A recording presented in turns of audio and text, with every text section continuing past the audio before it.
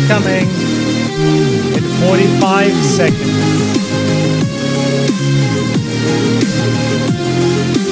How are you doing?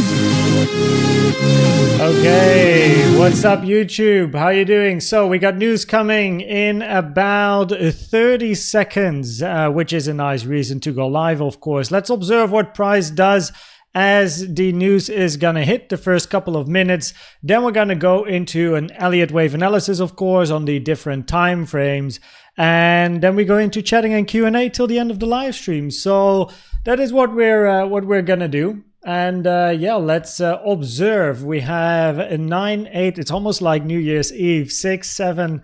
A couple of seconds left, and let's see what the chart is gonna serve us as the news hits right now. And price moving towards the upside here. What's up, by the way, everyone? Although crypto, John, Bina, Hunter, the bullish CVD divergences locally now played out as well, by the way, as price is moving to the upside. Very nice. Hill, Bettina, Hunter, what's up? Zed, Johor, how are you doing? How are you doing? Let me put 2 levels on the chart that are visible in the box that we approach right now. All right. So we are moving up. We have, of course, an increasement in volume with the news coming in as well as price is moving, and you have volume coming in. You know, it's from an Elliott Wave point of view, always smart to wait for a range. Now, of course, is news as well. And, you know, there can be a lot of volatility around the news. So we patiently observe and wait what price is going to do during the live stream, right? I've already managed all my positions before going live, of course, taking the news into account and all the different probabilities. And yeah, very, very nice. So the daily naked point of control at the lower end of this blue box, not doing a lot. Then we have the weekly, and really, if we pass the weekly, there's not too much left to 65k. So let's see what price wants to do here. Zed, again, welcome. Malon Bakker in the car to the south of France, the French Riviera. Enjoy. Where are you going more specifically? Like what area? And yeah, that's going to be my home in a couple of months. Ionut, thanks for being here. Appreciate the kind comment. Konstantin, welcome. Legionario, welcome as well. Hunter, you are correct. 008. Zed, good to have you here. Rostam, what's up? Enjoying the tunes. Yeah, man. I love my opening tune. It's a banger, you know. Altcoin stream is the first Sunday of the month. Potentially gonna do more. Liquid Mafia, what's up? Suhail, Errol, good to have you here. Johnny, I hate news so much. Yeah, it increases volatility. Naomi Robinson, good to have you here as well. So let's continue to observe what's gonna happen here in the first couple of minutes of the live stream, and also the first few minutes of the news. And then once things start to settle down a little bit, and you know, like maybe a range is gonna form or whatever happens, that's when we're gonna go through the Elliott Wave analysis. So we're gonna keep an eye for now on what is happening locally. Volume moving to the upside with this candle over here as well, right? So what I communicated in silver earlier today, as price was moving to the upside over here, is let me actually show it as well. 1 second here. No, updates and up.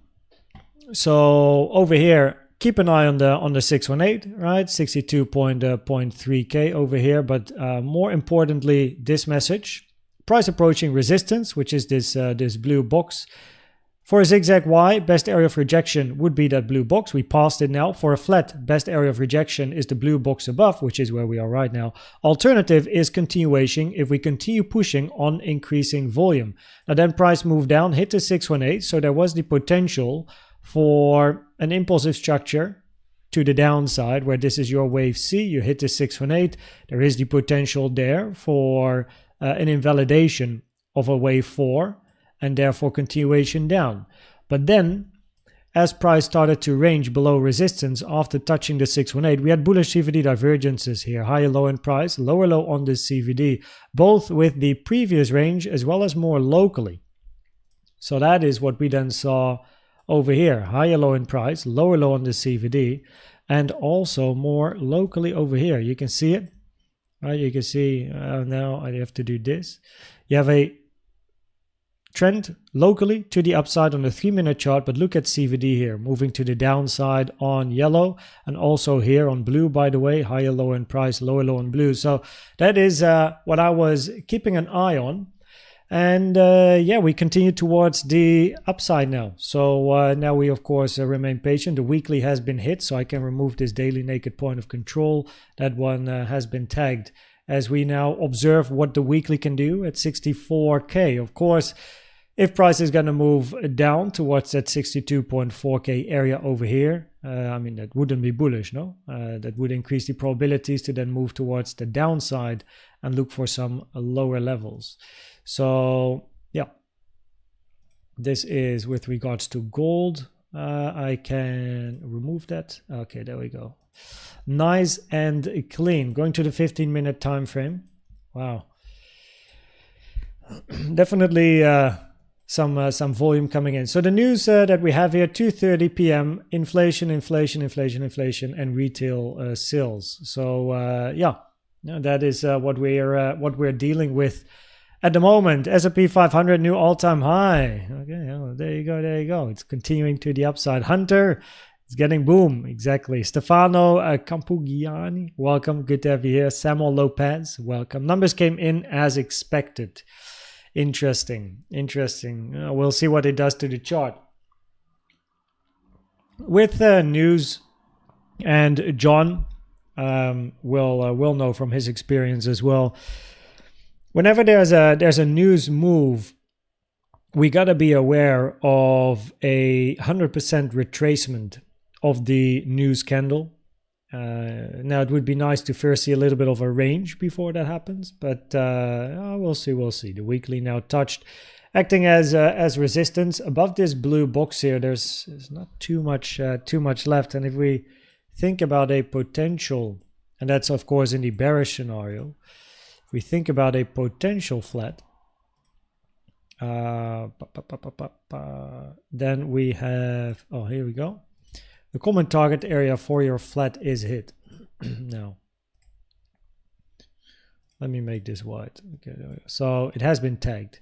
That, of course, however, means a wave B and a flat A, B, C always needs a 3-wave structure. So this has to be a WXY most likely, or an ABC.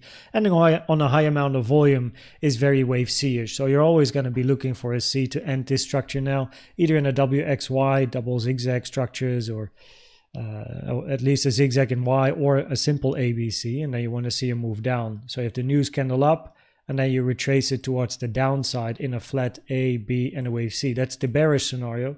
If you're passing the weekly, yeah, there's not much left to the upside. So yeah, very interesting indeed. Let's continue to observe, as I'm also going to pull a fib on the chart from this low to this high, because now this is the highest volume candle. And therefore, we want to keep an eye on the 618 from an Elliott Wave point of view, because that invalidates a wave 4. Of course, this move down here can still, or sorry, this one, be a B and then a C, because it hit the 618 and moved up. But now the highest amount of volume is in here. So if we're thinking impulsive, right? Well, for an impulse, we want to see at least another wave 4 and then a wave 5, taking the high at least once more. Why did my alarm go off? That is very delayed. I have no idea. I already deleted my alarm. Let me check my phone here. No idea. So if we're looking for an impulse, then your highest amount of volume now is in this candle to the upside. So by far most common is an impulsive structure, 1, 2, 3, 4, 5, with the most amount of volume in your 3. So therefore, what we're looking for is at least a 4 and a 5. But the 618 is an invalidation for a wave 4 from the low to the high. Right? So if price hits this 618 over here, it reduces the probabilities for an impulsive structure to the upside, unless once again we see bullish CVD and then local 3-min CVD coming in as well, like over here, right? So yeah, we're going to continue to observe, but so far a nice area of resistance, which is holding on the chart, which is of course quite interesting. So 62981 is important.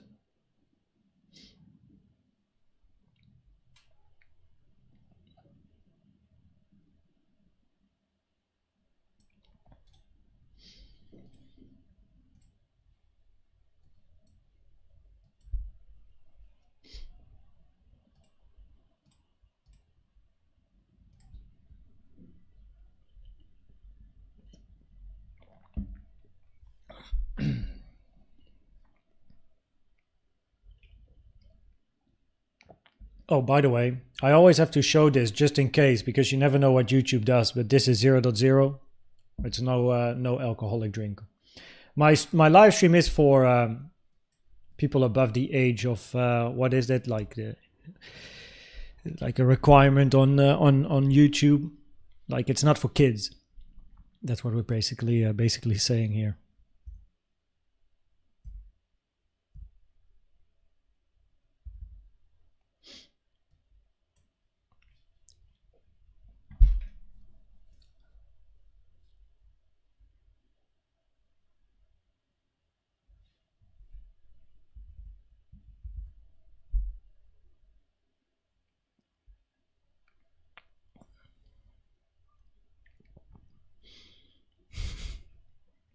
Typical news. There you go. How much did you already drop? I mean, 1 second. That's very quick. 618 is only 0.7 away. Not bad.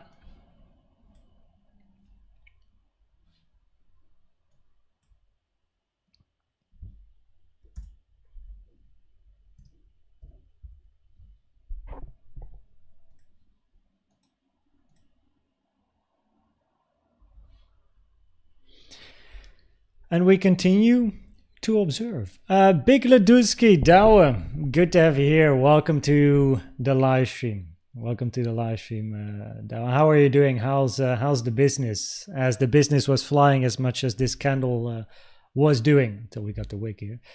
There's always a bear hiding around the corner.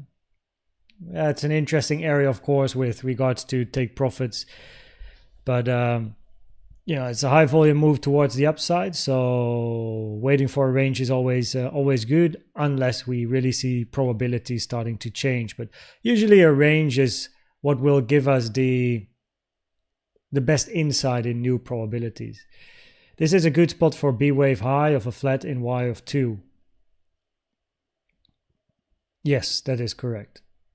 That is correct, John. I fully agree. We also, of course, hit the common target area for your wave B here, the 1.38 to the 1.236, wicked perfectly, hitting the weekly as well. So the wife is bullish. I actually haven't asked her. Gotta ask. Afternoon, raccoons. What's up, Mark? How you doing? Bones, good to have you here. By the way, Bones, have a look. Yeah, that's your card. And your t-shirt, by the way,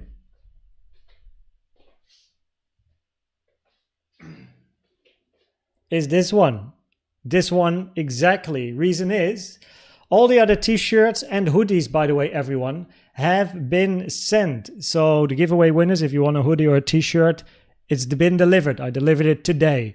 Except the ones of Bones, because this one needs an autograph. He specifically mentioned it in the email, and I need to get a white marker. So yeah, so I need to get the white marker. I'm gonna get that one tomorrow. Then I'm gonna autograph the shirt below the logo, probably, or above, probably below, I guess. And then I'm gonna pack it. Yeah, and we also got the cap coming up.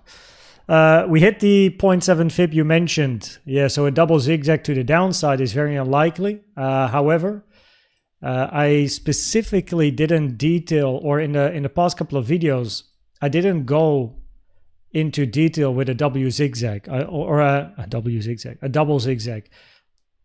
I decided to only talk about a WXY, either looking for a zigzag, here it's this folder, looking for a zigzag or a flat, if we are looking for the bearish scenario. And just like John mentions as well, this would be your main rejection area for the bearish scenario. If you go through this and you're going to move above that 1.38 towards the 1.618, it's very likely you're going to start taking the high, because this is the common target area. The 1.618 for a wave B is uncommon. So, and a wave C can end on a high amount of volume. So, okay, let's see what CVD is on the 3-minute chart. I mean, it's still very, very early days.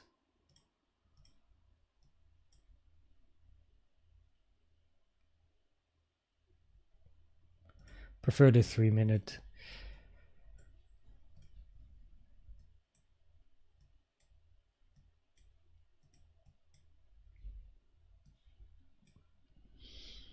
What the oracles say, is the bottom in? 1 second. Ashley, is the bottom in? Is the bottom in? Yes or no? Is the bottom in? Okay. Thank you. My wife says no. Make of it what you want. But she says she says the local bottom is not in. That's that's the wife, you know. I don't know. She says, first thing she says, I don't know what it means. So I just repeat. She has no idea. But she said no. So we'll see. We'll see what the oracle says.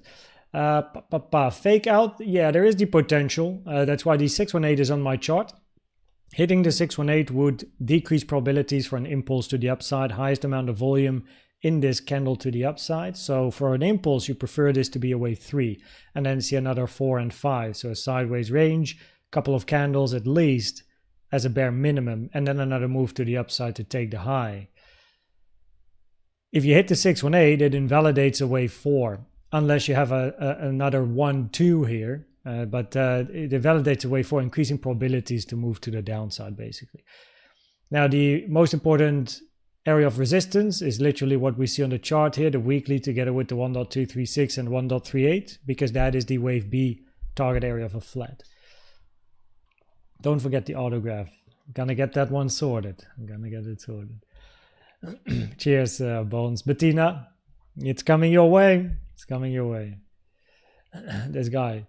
The business is pumping, missing all of the updates. It's okay. It's okay, you know. Real life more important than virtual life, unless, of course, you have stuff going on in Bitcoin. But it's good. I'm happy to hear that the business is pumping. That's what I like to see. Looks like an overshooting beat to me, doesn't it? At the moment, it does. Now, what I mentioned at the beginning is something that John will know from experience, as explained, is those type of news candles. It's not often you start a wave 3 with news. It is quite common to retrace a news candle 100%, if not more.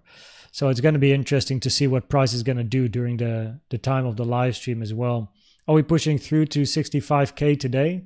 We're at resistance. So 65K is still, even though we're relatively close, right? You're 1K away from where price topped out pretty much. But you're now at the area of resistance that's going to decide continuation or moving down to pretty much 58 or 60K. This area. So you have to pass and flip the resistance where we are now in order to go to 65. So we'll see. It's level by level, right? Level by level, pretty much. Cheers, Koen. Amstel, jazeker. Amstel Radler 0.0. I mean, come on, it's spring, arguably summer. So I like Amstel Radler in the summer. It's not so much a winter drink, but you know, during summer it's good. Mark is of course sarcastic, everyone. Arikamal, welcome as well. All in Ethereum, make sure to stick to your plan. Maybe a Band-Aid, how you doing? Good to have you here. Welcome, welcome, welcome. Mr. Maybe a Band-Aid. The caps, by the way, for the cap winners are coming. These will arrive between, well, today and Friday. At least that's the plan that they gave me. So let's see. Yeah, there's no update yet, so I think it's not going to be today though. To infinity and beyond. Yeah, so price now at resistance. So let's be very short and sweet. What we're looking for here for the bears, just so that we cover this part of the analysis so that everyone pretty much knows what we're looking for regarding bearish and bullish, of course. So for the bears, what we are looking for is this, up, and then inside wave-wise, so a three-wave structure, right? So we have a 1 or A looking for a three-waver and continuation. The WXY here is then a zigzag W, zigzag X, and a flat in Y. And a flat common target for a wave B, so you have your wave A, B, and then a C. B, most common target is the 1.236 to the 1.38 in confluence with the weekly. That's where we are right now, right? So you want to see rejection, preferably you want to see that 0.618 touched at 62,980, increasing the probabilities to move down for a C and an A, B, C for Y. Okay? Passing this, and of course that's more bullish. Now the target area for your wave Y is down here, as you can see. For the fun and giggles, I can make it a bit more specific. Trend-based fib extension from the high to the low of A, which is basically this. 1 second here, let me remove this from the chart.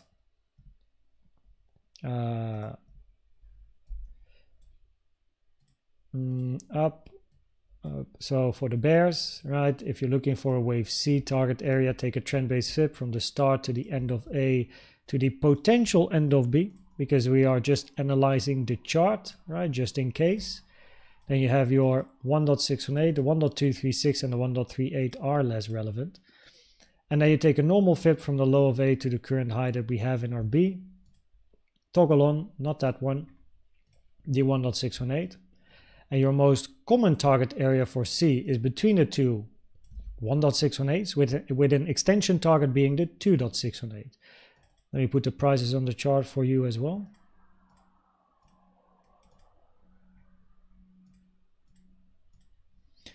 And that area, ta-da, is in confluence, speak English, Koen, confluence with the target boxes at the bottom. Yeah, that's why pretty much we've been talking about these for so long now. So this is your bearish scenario. Hitting that 618 increases probabilities to move to the downside and hit the target area. Moving, or in other words, hitting the 1.618 here at about 64.9 increases probabilities to take that, because that's a rare target, uncommon target for wave B. And we are at resistance now. This is the last blue box I have really before we go to the high here. And taking the high, probabilities are then higher for continuation to the upside to the blue boxes that we have above price at the moment. So that is the bullish and bearish scenario pretty much, right? So it's very much all about the bearish scenario. Do we pass this area and move to the 1.618, or do we reject and hit the 0.618? It's going to influence the probabilities. Yep. Youssef, dear Koens, welcome. What wave 2 is related to the wave 4 range that we are waiting in your opinion? I think you're talking about the weekly time frame. Now, if you're talking about a weekly time frame, I'm actually not sure if this is weekly or local. I'm keeping an eye on the chart, chat. But if this is a 4, then this would be your 2. On a weekly time frame, more locally, if you are looking for at least another 4 and a 5, right? this would be your 2 that you want to match. So you have your like 1, 2, 3, 4, 5. That would be, because this is the highest volume move. So the probabilities from an Elliott wave point of view are higher that this is your wave 3, which increases probabilities that all of the ranges before are either leading up to a 1, 2 or are multiple 1, 2s. And this is then your 3, the explosion. So you first want to see a wave 4 similar in size to this wave 2. Range, range, range, range, bit of up, and then move up and take the high once again. If you don't get that and you move down to the 618, probabilities are higher for continuation to the downside. So it's just probabilities, I suppose. I'm going to keep that box here. So let me put the weekly back on the chart. There we go. We pretty much touched this whole area now, so I'm going to make it white as well. I'm going to remove it for the sake of a clean chart. And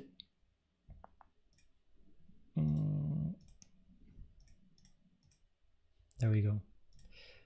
Common target area. Let's put this in white. Color code things a little bit. There we go. Brown.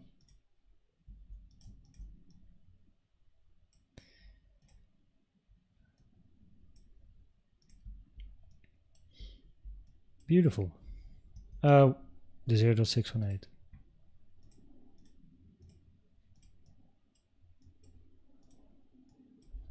Very nice.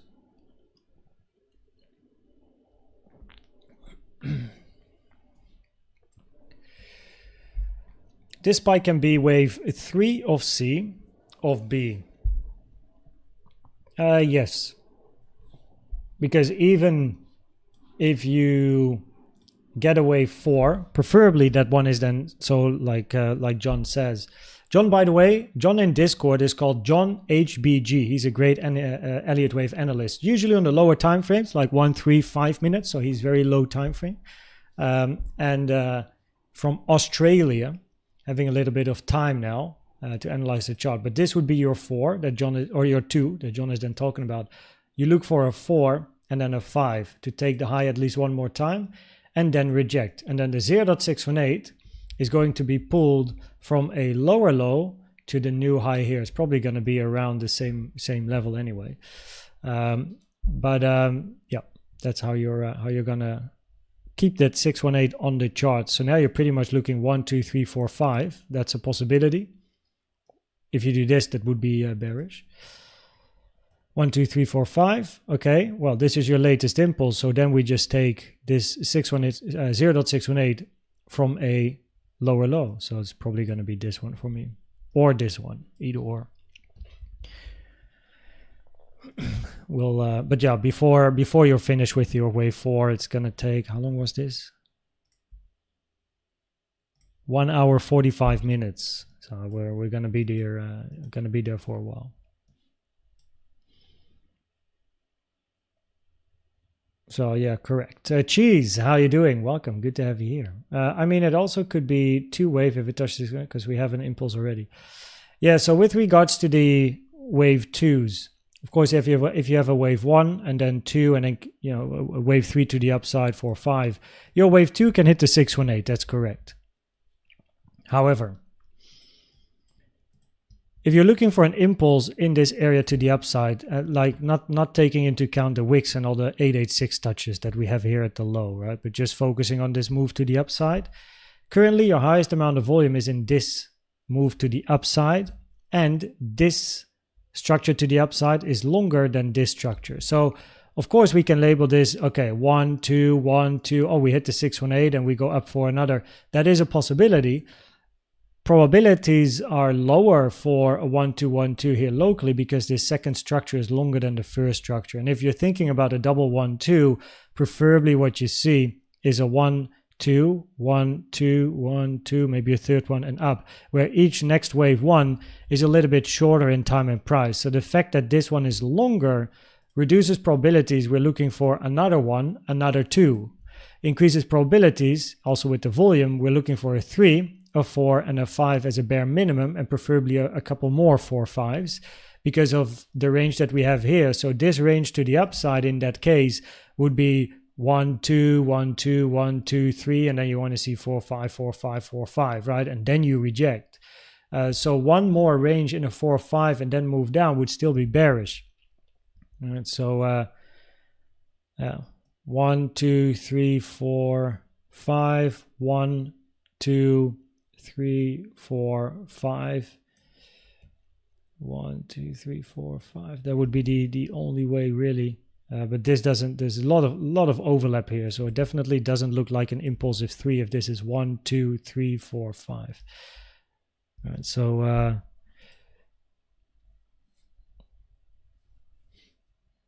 we just wait with what price is going to show us. That would be the only way to count this bullish really, which then also means this has to be your low and not the wicks. So then you count 1, 2, 3, 4, 5. No, 1, 2, like 1, 2, 3, 4, 5. That's your 1, 2, 3, 4, 5, right? Preferably, of course, you start counting an impulse from the low, not the higher low, because that would mean this is a truncation, right? This is a higher low on price. And truncations are very rare, right? Very, very rare, never preferred. Counting an impulse from the lows here, however, it's not pretty.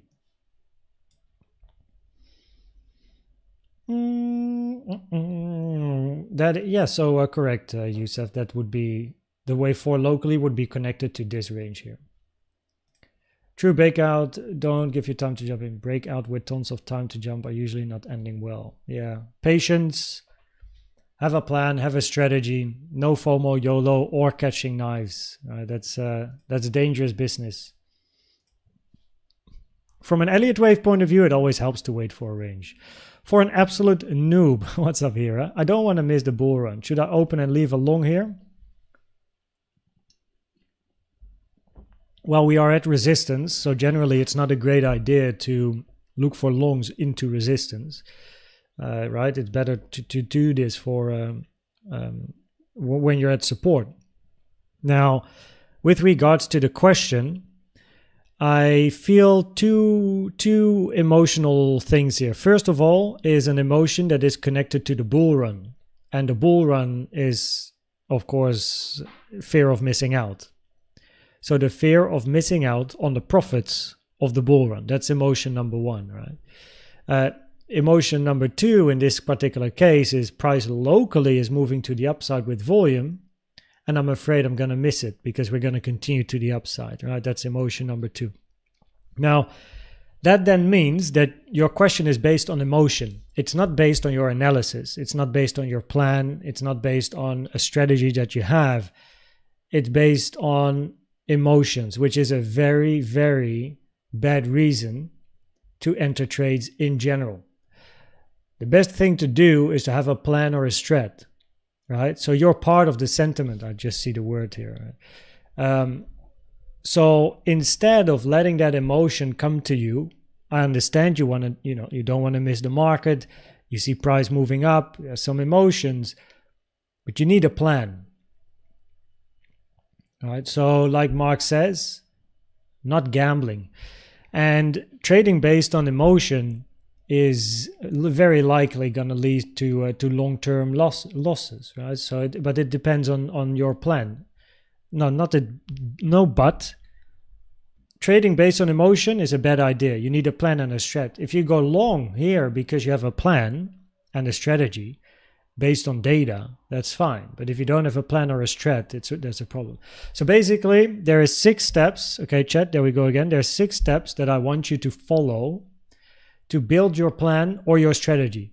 Now, it can be very simple, right? You can make yourself a DCA strategy. If price moves below this level or is below this level, I'm going to DCA every day, little bits and pieces, every week, every month, every whatever, right? And I have dedicated this amount of my money to it. Only trade with money you can lose and all that good stuff. But a trading strategy can also be more complex, right? Where you're going to use different sets of technical analysis. Now, a strategy that I recommend if you want to trade instead of invest is following these 6 steps. And that's exactly what I have done in my trading as well. So I talk from experience, and that's exactly what many diamonds are doing in the diamond membership. Is step 1, right? And of course, in a lot more detail than I can explain here. Step 1 is try as many free tools as you can on TradingView, right? It's free TradingView. You don't have to pay for TradingView, but you have access to a lot of tools, a lot of indicators. It's more than enough. Try as many free tools as you can. Get experience. Step number 2, find your favorite tools and build some statistics on them. If my tool gets hit or it shows this, what happens, right? Collect data about it. Step 3 is combining some of these favorite tools that you build statistics on, and now build statistics on the combination. So if tool ABC is hit, what happens? Step 4 is tweaking and adjusting. Add a tool, remove a tool, build more statistics. See if you can improve the win rate and the risk to reward ratio. And then step 5 is where you start trading. And step 5, by the way, is start trading with a low amount of money, work on your trading psychology. Step 6 is increase portfolio size. Now, if you are a trader or an investor, the mindset should be very different. Your mindset is more investor based, like, oh, I'm afraid I'm going to miss the bull run, right? Okay, but in that case, a DCA strategy or a long-term investment strategy makes a lot more sense than trying to look for the exact bottom and all that stuff, right? If you have a trading strategy, it doesn't matter where you trade, because you can go long and short at 100K, you can go long and short at 10K, at 63K, at 58K. It doesn't matter where price is, because you're always going to go in and out of the market. So you also have to decide for yourself, what kind of trader am I? What do I want to do? What's my plan? If you talk about, I'm afraid to miss the bull run, I mean, in that case, that's an investor mindset, because bull run would mean months of price action going to the upside in that case, right? Of course, with ranges and drops and stuff, but you expect long-term upside. So you probably need a long-term plan, which likely is going to be DCA related, range related, that sort of stuff. While if you are more like a trader, it doesn't matter. You can trade everywhere. So the bull run and what's happening now on a 15-minute time frame, they're not related, right? Yeah, you can, of course, enter because you think price continues, but the mindset should be completely different, as well as the plan. So it very much depends on what you want to do with your money. So that's the only correct answer that I can give you with regards to this question. There you go. 11.1k subscribers. Yeah, I mean, I don't know exactly where we are, but yeah, it's quick. 21st of April, we reached 10k, and now we're already at 11. Andre, sentiment-wise, 9% of people are still bearish and waiting for lower. I presume this is just a corrective move, and we will go lower. Eventually taking the lows at 56 would be very interesting from a psychology point of view, that I usually explain in the videos as well, right? Where I talk about the best psychology scenario, as I like to call it.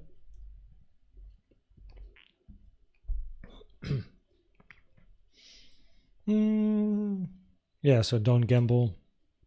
Is a 3-wave up and 5 down a thing? Yes, that would be a continuation of the trend to the downside. So the moment you have a 3-wave structure to the upside, you will always expect a continuation to the downside. If you have a 3-wave structure to the downside, confirmed of course, then you expect eventually impulsive continuation to the upside, at least one more. Yeah. That is correct, Andre. Any targets for wave 4? Yeah, the 0.236 to the 0.5. So if we are looking for, let's say, locally a wave 4, then this is your target, right? The 236 to the 0.5. That is your common target area, with the 0.5 being 63.2k. Yeah. And the 618 is an invalidation. Right?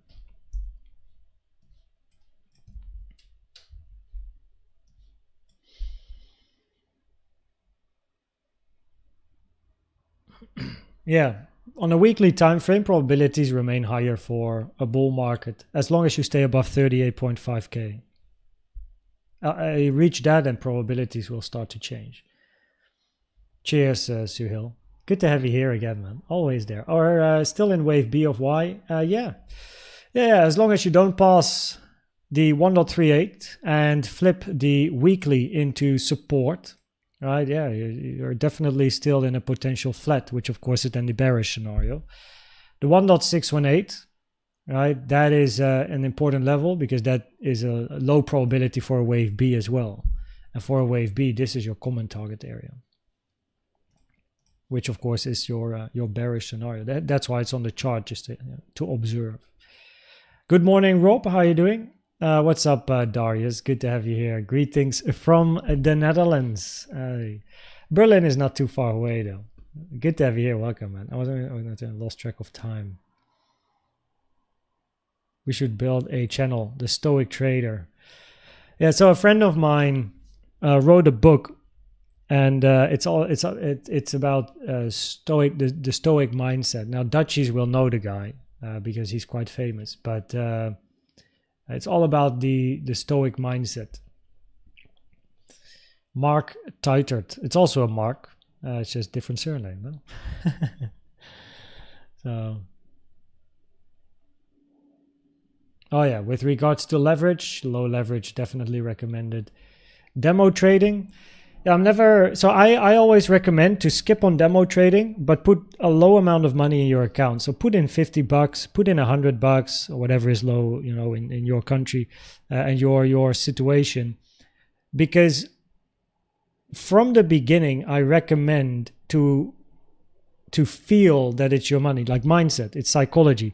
If you do demo trading, you just go 100, you learn a lot of bad habits with demo trading because you're gonna 100x your account and be like, oh shit, I'm making so much profit, oh look at me go, this is easy. And then you go to your real account, you put in like 10k because you're like, I like 500x my account on my demo trading, until you realize that with your real account you go from 10k to 0 real quick because emotions start to kick in. So I recommend to avoid demo trading. Put in a low amount of money, $50, $100, start trading with that 1% risk, and use that to then build experience in the market, right? The lower you can keep your tuition fees in your learning period of learning the market, building a plan, getting experience, the better it is for yourself, right? Some people will pay hundreds of thousands to learn trading just because they had high budgets all the time and they lost, which is most common if you're new in the market, at least. Been getting killed. Yeah, not the first time I read it, but it's also the other way around. Going from trading to investing, if you are a trader and you move into investing, you also got to live with the ranges, right? And sometimes there's a 20, 30, 40, 50% drop. But if you're very long term, like you're a hodler, right? Yeah. I mean, you can invest and trade. Now I'm mainly trading. I'm not that like too much into investing in Bitcoin and stuff, but I'm mainly focused on trading. Yeah, it's different mindset. Pleasure here. 15x. I use 5 to 10x max, but not because I want to risk 10% of my portfolio. I always risk 1%. That's my standard. I risk 1% of my portfolio. And sometimes I need more leverage in order to risk that 1%. So I need to use 2x or 5x depending on the size of the stop loss. So it's all risk management.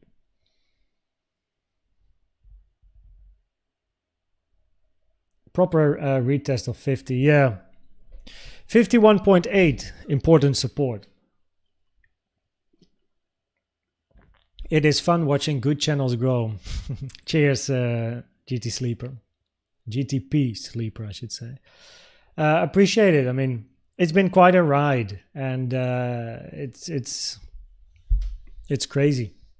Right? It's about a year and a little bit now, so holy moly. And it's nice to see names that were there in the beginning, they're still hanging out. We spent very little time there for such a psychological number. Yeah, true. So like the 49.5 to 50K area, I actually spoke about it in a bit more detail in the previous video update. As we also have the value area high of the all-time high range of 2021, which is interesting. Looks like Wave C are now down. It's definitely on the cards. He was a speed skater, Olympic champion. That's correct. Yeah, so I worked with Mark Teitet. We also went to a club once when I was visiting their office. We are both speakers. He's a speaker, I'm a speaker. So we also stood on stage at a couple of events together. And yeah, I know him very well after that period. So he has a company that sells chewing gum, like caffeine chewing gum.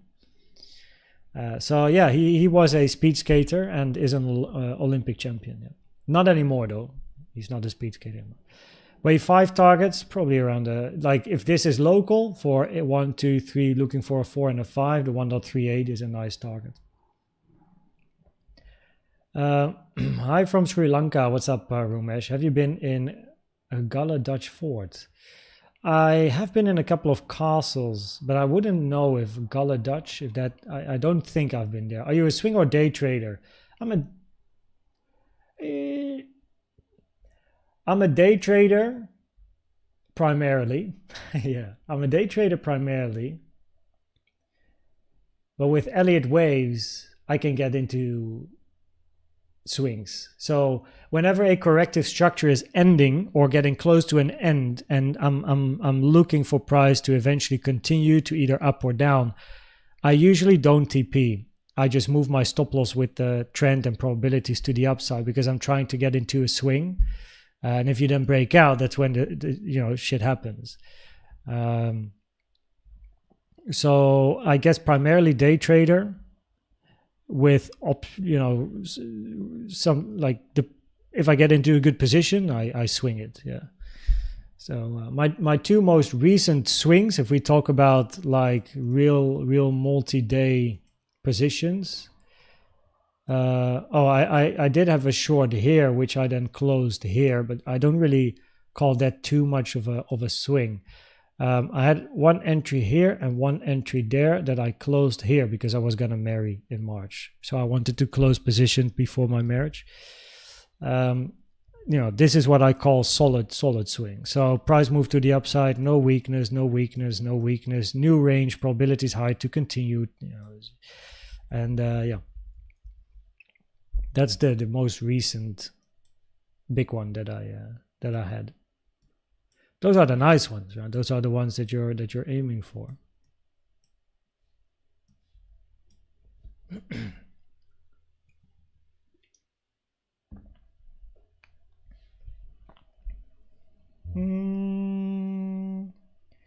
Stick to the plan. What's up, Jeremy? Are you long yet? Yes. Leverage should not be used to increase size. It should be used to not keep all your capital on the exchange that can exit scam at any time.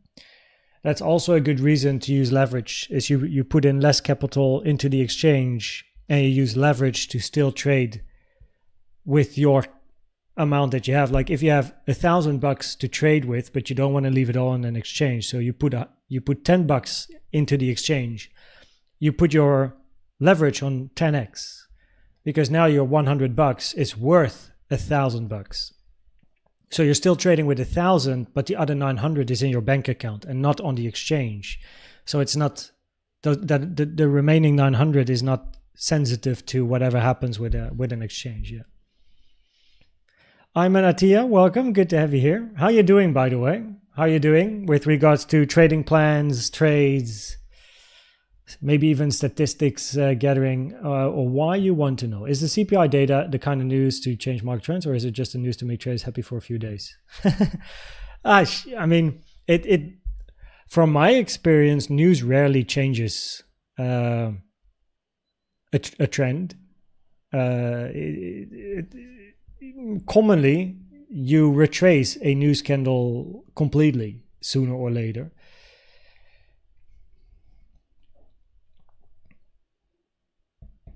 There are, of course, occasions also in this trend where you can have, remember this one, the intern on, what was it, Coin, whatever news website that said something about ETS. That news candle over here, right? That was in the direction of the trend. It didn't, however, change the trend, because we had a 1 2 1 2, and then you're looking for 3 and eventually 4 5. So it didn't change the trend, as they rarely do, those news type of candles. And commonly they also get retraced 100%. If you go to the lower time frames, I'm not sure if I can actually show it. That candle, even though on the daily it looks like, whoa, yeah, it's a green candle to the upside. Look what happened locally. Look at this. This is your news candle. It retraced close to 100%. I mean, arguably it kind of did. Look at the wick of this thing, right? So you could as well just remove this wick and then just continue the analysis with whatever is happening here instead of counting this wick. Yeah.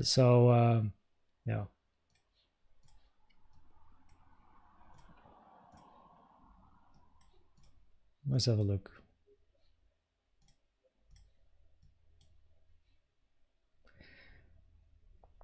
Little bit of bearish CVD that we had here, lower high on price, higher high on this CVD. But this one has already played out because we took this low, so that's not relevant anymore. Continue to observe.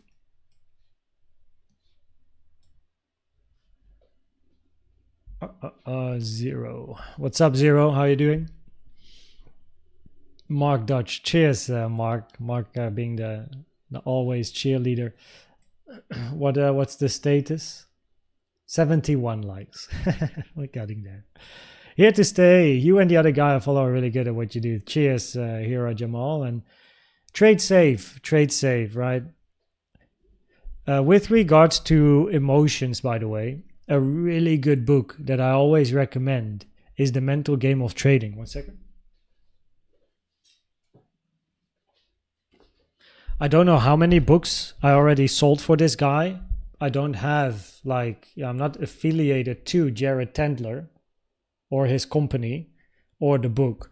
But this is by far, The Mental Game of Trading, by far the best book on psychology, trading psychology, that I have ever read.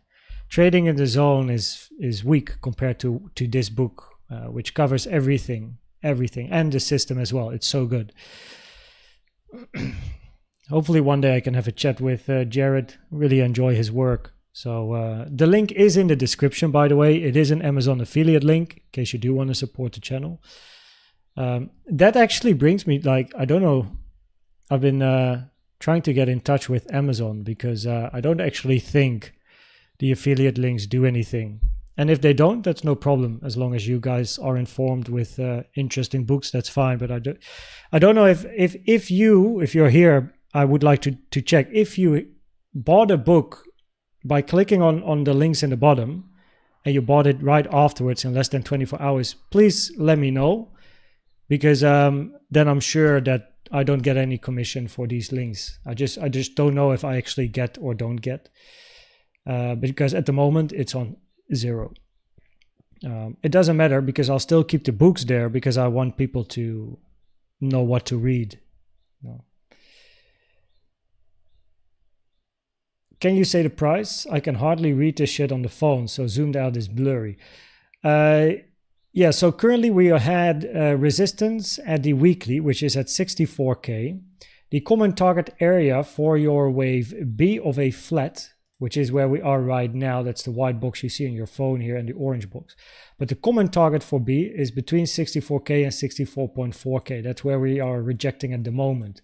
If price moves to the downside and hits the 0.618 at 62,981 on the Coinbase chart, probabilities are higher to move towards the downside and look for the lows below a 60K.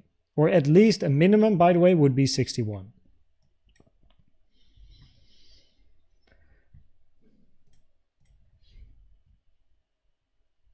Good afternoon, Christian, from Tirol, Austria. I always like, I don't know, like other Dutchies, but when I hear Tirol, I always think of après-ski and the party skiing area.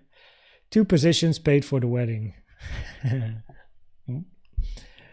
We like schnitzels too. Yeah, where's Flotty? Vishnu Sankar. Good evening from India. Good evening, afternoon, I should say, from the Netherlands. Oksana, good to have you here once again. News brings in volume, not direction or trend setting. Volume moves price, so it takes the inevitable path faster. Correct. What's up, Lil Wills? How are you doing? Do you think we will hit 65k today or just go down from here? We are currently at resistance. This is the resistance. If you go to 65k, which basically means the 1.618, probabilities are higher to go to new highs above 65k. But we are first tackling the resistance here. So level up, level by level. We have scenarios, trade probabilities, and I often remove news wicks from my analysis. Yeah, if a wick is too big, I do the same. Laksha, New Zealand. Holy moly. Other side. The land of the Lord of the Rings. Can you explain possible fib ratios where wave C could end?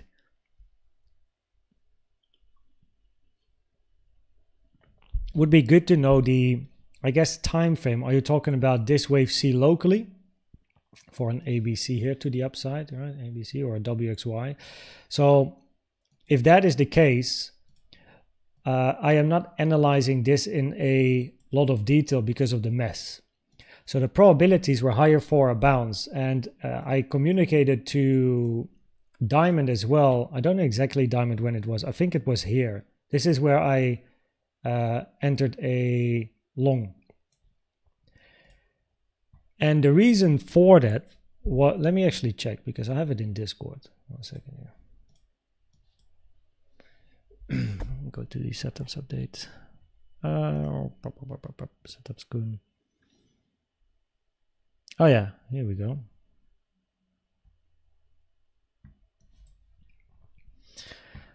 Closed the short at the lows, which was where we were ranging over here. Right, RR was good, happy with the trade, switch to a long instead, potential for price to move all the way up or a bounce at least. Looking for B in a zigzag or B in a flat at the moment.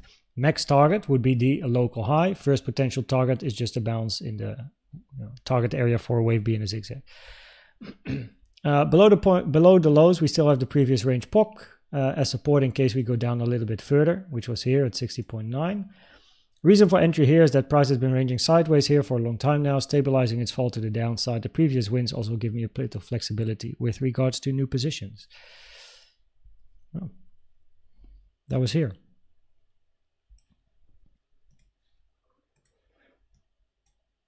Wait for a range to form. Price moves down, lots of action with the news, waiting, and then bullish CVD divergences. Yeah, 1, 2, 3, 4, 5. Yeah, because of the sideways nature, the fall down. Yeah, I was looking for price to move up.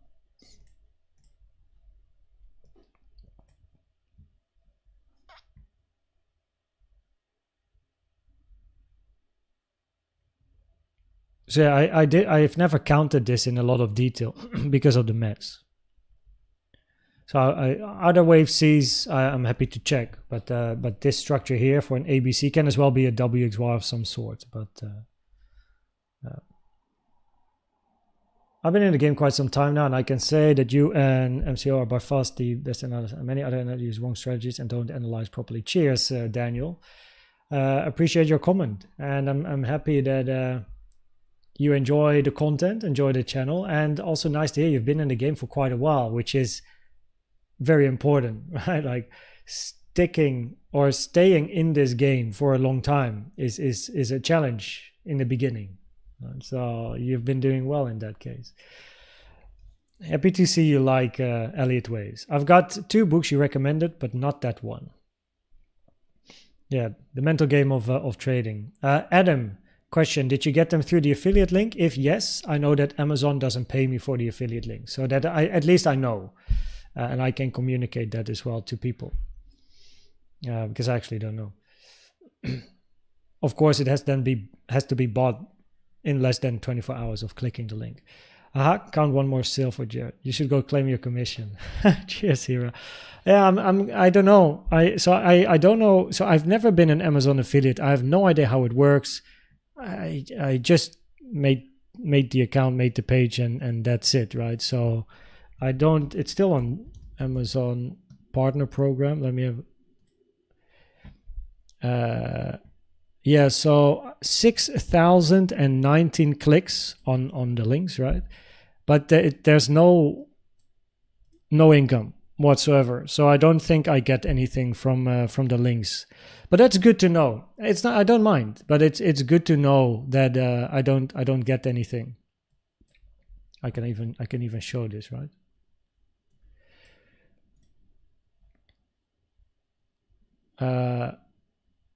Yeah, 1 second. There you go. I don't know. This, so blue is income, red is clicks, yellow is ordered items, but that stays. So the clicks are there's enough clicks. That's how it goes. That's no problem, because I just wanted to know, just to be sure. We hit the 1.38 now, by the way.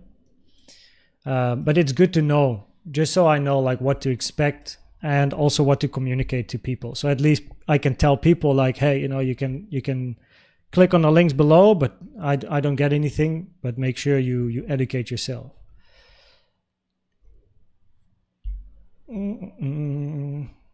Cheers, Ace. Thank you. Appreciate it, man. You're all legends for being here for so long already. For some of you, of course, are very new. Some of you have been here since the start.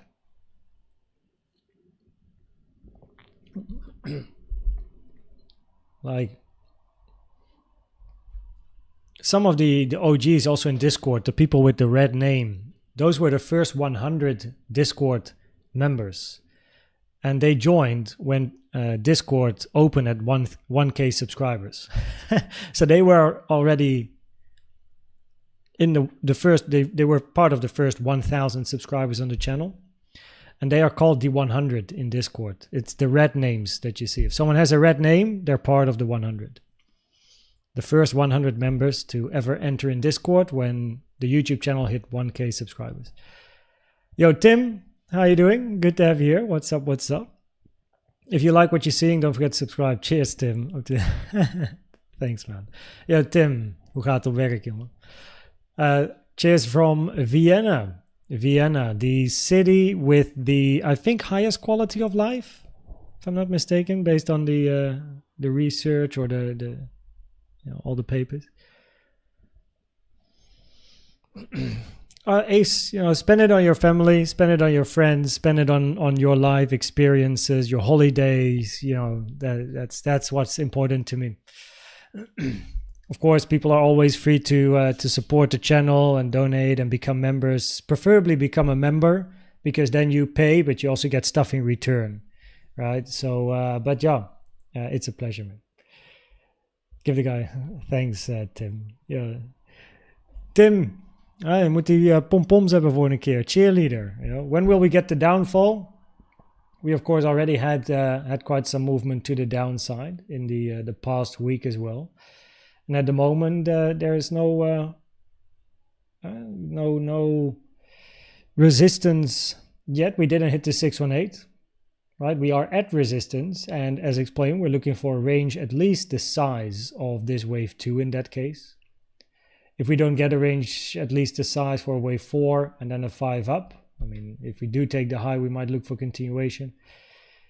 If we range here and move to the downside, hit the 618, we're going to look for price to move down. At the moment, we didn't hit the 618. So, yeah. We are, I think, now at the gap. I think that's the 1 hour gap. No, yeah. We already hit this gap once before, which was over here, which was very nice. And now we are testing this gap. It's a 1 hour gap for the second time. The more often you test the gap, the higher the probabilities to fill the gap. I mean, it's typical support resistance chat, no? The more often you test resistance, the higher the probability to move through. But it is still resistance, still proven otherwise. And we are still inside the 1.236 to the 1.38 area, right? So this is the important area here. Now, because of price moving to the upside, am I going to move this up? Yeah, for now. 63.1.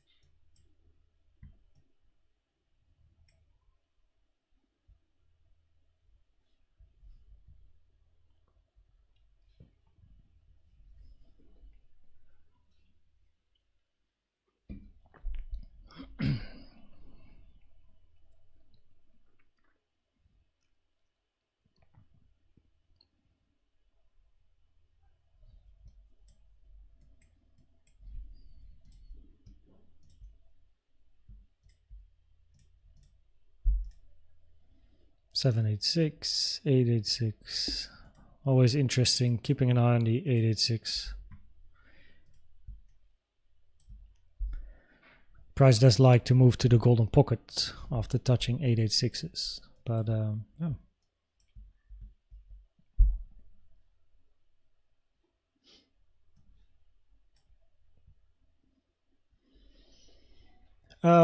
What do you think about that? We are in a 4 on the higher time frame correction WXY. That has potential, Timur Polat, absolutely. And then you already have your wave Y now, of course. The issue is that in a WXY, your X is a running flat, and a running flat is very rare. Never preferred unless all the other scenarios fail, which lowers the probabilities for a WXY. If you are still in the wave 4, if you talk about a finish wave 4, of course you're going to count things differently, and you have a 1-2 look for 3 up or an ABC up, but yeah, it's possible. On the daily, if we complete 5 down, A and B finished, what is the C target?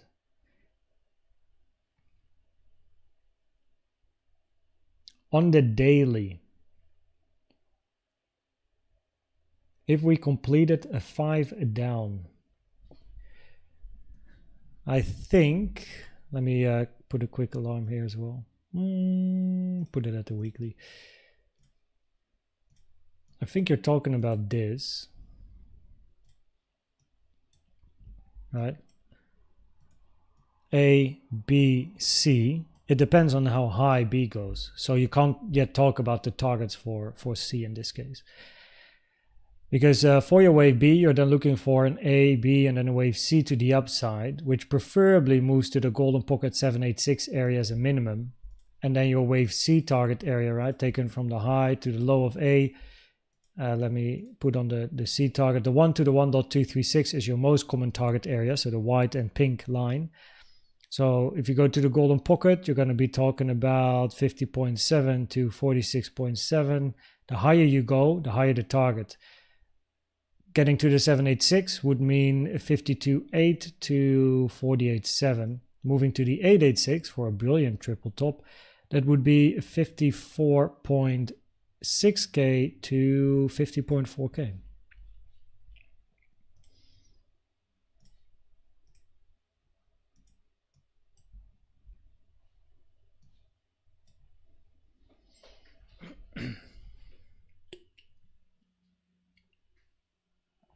It's probably been asked, what do I do now if I'm looking to enter the market? I guess you're looking for a long in this case, not a short. Maybe both ways. But if you want to enter the market, first of all, you need a plan.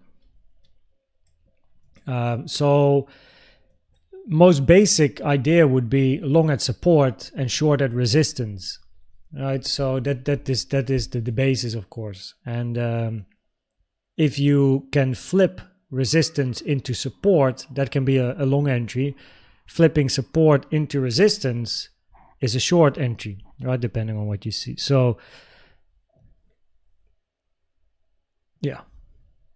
So what do I do now if I look to enter the market would be identify your support and resistance areas and either wait for a retracement back to support if you want a long, or wait for price to hit resistance for shorts, or wait for price to flip resistance into support to long, or flip support into resistance to short.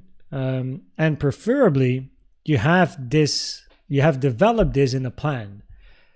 So I think you were here when I was talking about the 6 steps that a trader should take to become or at least have a great probability of becoming a consistently profitable trader. That's preferred. So preferably you have a plan. You know exactly like, hey, if this happens, I'm going to do that, right? And you do it over and over and over and over again. Just want to say, your recommended video on YouTube brought me to a very deep interest in Elliott Wave theory. I don't sleep anymore. I feel like a university student. Yeah, love to hear it. Yeah, it is, Oksana. It is a rabbit hole, eh? Like once you start, it's so difficult to move away from Elliott waves. Every time you open a chart, you just start counting, right? You just start counting. It's difficult to not count. Even if people started with Elliott waves and then they stop, you open a chart, you're still gonna be like 1, 2, 3, 4, 5, 3-wave correction. Oh, this is a range, must be a wave 4 or 2. Yeah, it's nice to have you around. I mean, through the recommended video on YouTube, probably the homepage. So yeah, and you've been here already, Oksana, for a long time as well now. 64.3 now. Is shorting on 65 reasonable? If that's part of your plan. So, I mean, yeah. It's not part of my plan as long as we don't see proper proof of resistance, right? So, and that depends on the tools that you like to use, which then brings me back to developing a strategy. So, from an Elliott wave point of view, these are your last. Like this is the final resistance pretty much before you move to the high. And yeah, like hitting the 886, which by the way is just around that 1.618 here. The 886, when you hit an 886 taken from the high to the low, it is quite common for price to move towards the golden pocket, but you expect price to sooner or later take this high. So probabilities would suggest that even if you do get a retracement, you do take the high sooner or later, either directly retrace to the golden pocket, continuation, and if you do get a move down, you simply expect continuation later. So those are like the different potentials. In other words, longs are more interesting because you expect continuation. We haven't hit the 886 yet. So there's always a short opportunity, even for the scalpers. For the scalpers, there's a short here as well. And I bet that if you're a good scalper with a good strat, this short at the weekly has easily given you a couple of percent. You're done for the day, right? So you can literally trade every move. However, the magic is you should not trade every move, right? You want to trade for your levels of interest. So if your level of interest is 65K according to your plan, you should trade that level. If that is your plan, trade your plan, right? Because your plan might be very different from my plan to everyone else's plan, right? So I know my plan is very different to the plan of many others in the way I trade or risk manage, or like my entries, stops, why I enter. But it doesn't matter because it's all about I need to make profit, you need to make profit. So your areas of entry might be different than mine. You might short where I go long. I might be wrong. You may profit, right? So yeah, it's the market. It's the market. So stick to your plan. So can you short? Yeah, absolutely you can. If it's part of your plan, there's no reason you cannot, of course.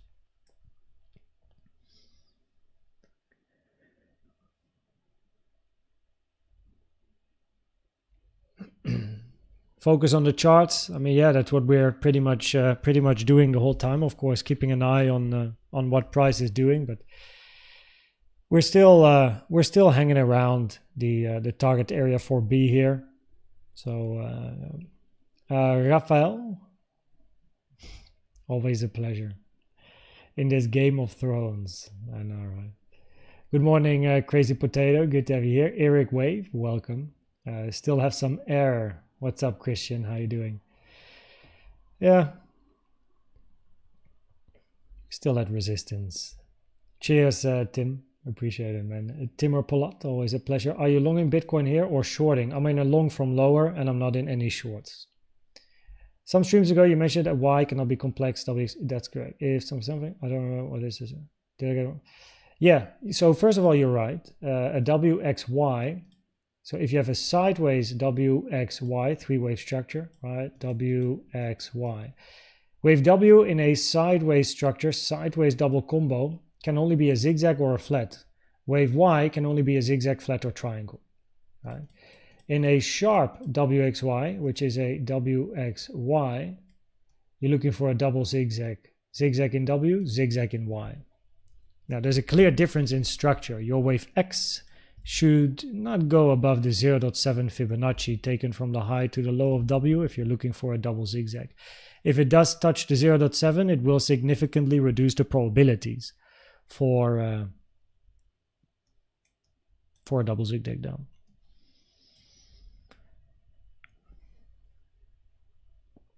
That is correct, Konstantin, yeah. Cheers, Tim. Thanks, man. How are you doing at work at the moment? I mean, you are at work, right? Wednesday, I mean, for Stein and Matthijs, it's like their daddy day now. So, are you also tracking SPX? No, I'm very much focused on Bitcoin. I do altcoins as well, usually in dedicated live streams. So the alt live streams. It's always the first Sunday of the month, and I'm thinking about maybe increasing the amount of altcoin streams to maybe twice a month or one every week. On a set day. Kind of depends on what people like. But the focus is Bitcoin, and the altcoin streams those are dedicated alt stuff. Yeah. One more to go. What's up, Power Meat? How you doing? Why you want to know? Your advice going on. On their way to support, and if it doesn't, yeah, and also realize that there's always an opportunity. Right? There's always a new chance. There's always a new trade. Yes, you might miss a move to the upward or downside, but maybe a day later you get a new opportunity and you're going to bag 5% or 10% in that trade, and you already forgot about the missed opportunity the day before. So like when I miss a trade, when I miss a setup, it's the way it is. Because I know that tomorrow, the day after, or a week after, I will get another opportunity. And I don't care if I long or short at whatever price, right? I can trade at 10K, I can trade at 100K, at 50K, at 70K, at 50K. It doesn't matter. I'm not emotionally connected to the asset. For me, it's just an asset. I just trade it short and long. It's about making bank. So even if I miss a position, it's the way it is. I just go to the next one. Right? So, but if you are a long-term investor, and of course people is in a bull trend, so emotions run high, as in, damn, I don't want to miss the bull trend, the bull market. No, price going to XYZ. Watching Moon Boys talking about 5 million per Bitcoin and whatnot. Yeah. There's always a new opportunity. If you're an investor, things are different, but then your plan should be different. You shouldn't hang around on a 15-minute time frame if you are a hodler, right? You're probably going to be on a daily, weekly time frame where every range is going to give you an opportunity to DCA and looking for higher. And as long as price is pumping, you wait for a range and then you DCA again. Or that sort of stuff depends on the DCA plan you have. But as a trader, it shouldn't matter. There's always a new opportunity tomorrow. So if you're a low time frame trader, intraday, right, daily trader, you miss this move, you get the next one.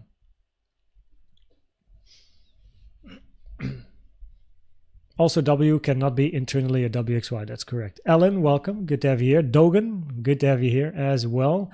Missed the move. Nice timing. Just explained. No worries, of course. Yesterday, oh my god, big one. Today, why is it bullish? Is that Twitter?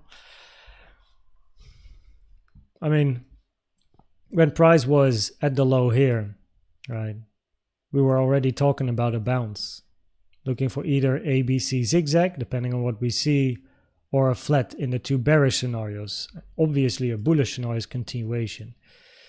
Now that price took this high, the only option is a flat. So, and then you want to see price reject where it is at the moment.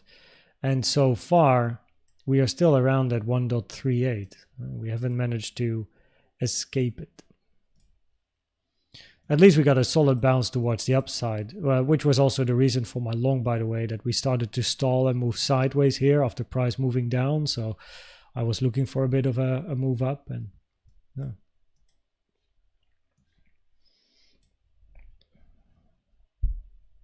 By the way, that doesn't mean that I entered a short, because I also had a loss. So yes, I have the long here, but I also shorted here. And the reason was that we hit the 618 here. So just in case we had a finished move and I look for a WXY, I wanted to be part of the market. But then I had a second long up here, because that's the invalidation. Stop loss down here, looking for price to move up. Stop loss of the one got triggered. The next long got triggered. I mean, yeah, it's all risk management. There's no 100% win rate, but it's all managed. I had this long move up, good amount of profit. Stop loss was already in profit. Potential for a short here. Didn't work out. Bullish CVDs as well, but I still wanted to hold it just in case. Took the high. Entry for second long over here. Stop loss down here. Move up. Because that was then the expectation. Probability. So yeah, and now we're here. And of course TPs and everything everything is managed. Yeah. Have you mentioned the level that invalidates wave B or Y? Wave B of Y. Hitting the 1.618 would really reduce probabilities that you're in a wave B. For now, we're still hanging around the 1.38. Yeah. So the 1.618 is not a hard invalidation, but it will significantly reduce probabilities for a flat and a wave C to the downside at 64.9k. What's up, Daniel Rizvi? Good to have you here. Can you make a quick look with altcoins now? That altcoins is the altcoin dedicated streams. First Sunday of the month, potentially more.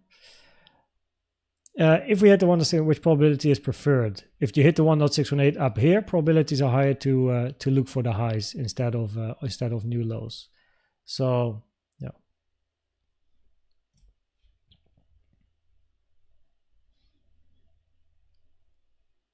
I mean, with regards to the news, we had this move to the upside here. So I mean, was it priced in? I guess. In a way, not really, because we had a move, but it's still a news-related move, you know. If we break 65k next time for the bullish market 68.8, I see. I think it. Yeah, well, let's see if you break 65 and move up, then your next resistance 68.2 to 69.2k, and then you're gonna move into the 70s. For now, we are still inside the common target area for your wave B.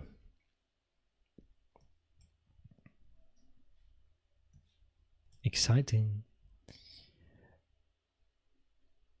Is the move now already the result of it? Yeah, so we had some news which definitely supported the move. Tata Shara, how you doing, Tata Shara? How you doing? How's the studying going? Maybe making a plan, strategy, data.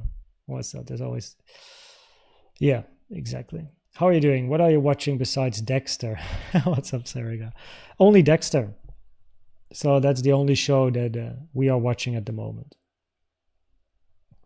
Yeah. So we are currently only keeping an eye on Dexter.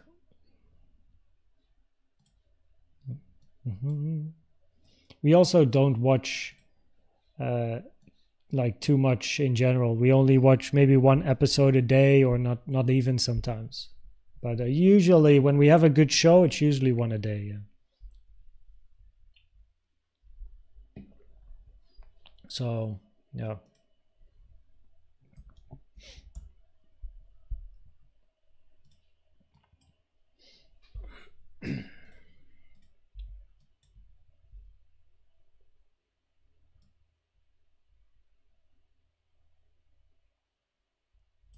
We don't actually watch too many series. Like we have watched some of the best. Spartacus was really good. We very much enjoyed Spartacus, which I think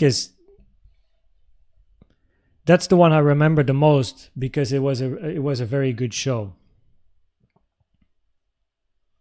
So, and now Dexter is really good as well. Have you blown an account starting your trading journey? No. Never blown an account. I've lost money, I've gained money, but I've never blown an account. So I always had at least some form of risk management, because if you have risk management, you don't blow accounts. Yeah, you're not gonna find yourself in that situation. If the high time frame wave 4 would be in now, what would be the typical wave 5 target? The 1.23, yeah, so I can answer this question while price is moving. So just for the sake of answering the question, right? Because probabilities are not yet towards taking 65k. We haven't hit the 1.618 yet. You can take a fib from the high here. So if you're looking, that is so we are basically moving down. You can take a fib from the end of 3 to the end of 4, toggle on the 1.236 to the 1.618, and then you have 77.9 to 84.5, which in that case is one way of calculating the target. The second one is taking a trend-based fib from the low to the high of 1 to the low of your wave 4. The 1-to-1 at 76.7k is the second. And then you have a trend-based fib from the low to the high of 3, the low of 1 to the high of 3 to the low of 4, 0.618 at 87.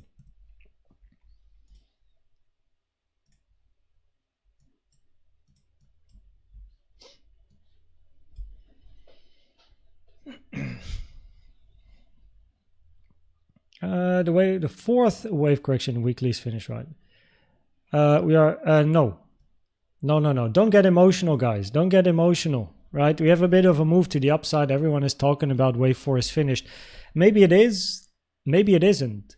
But wait, like, have your plan, have your strat, and if you have a confirmation, trade it, right? So locally, we're still in the wave B pocket here.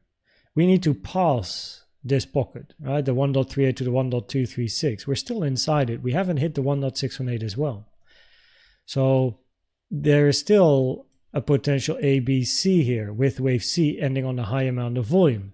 The alternative is continuation to the upside, right? And that becomes more likely by, first of all, flipping this weekly. Second, hitting that 1.618 over here.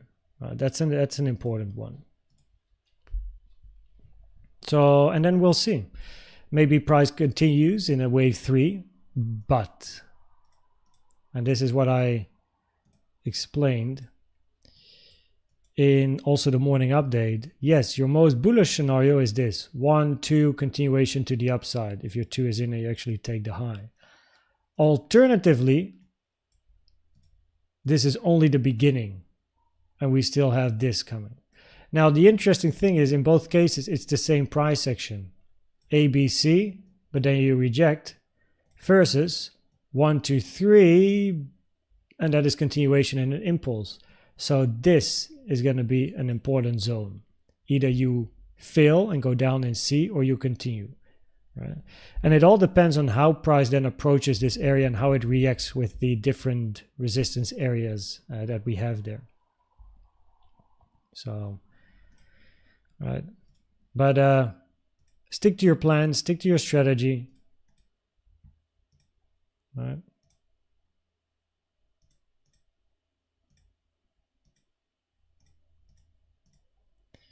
Which one is it? There we go.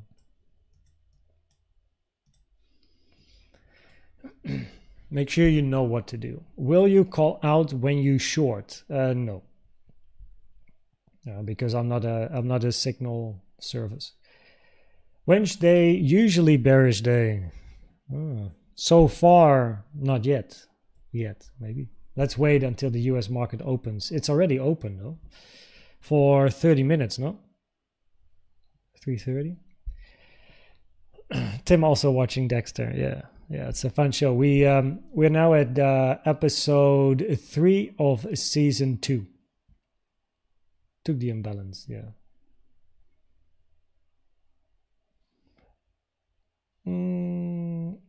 Yeah. I could move it to the upside.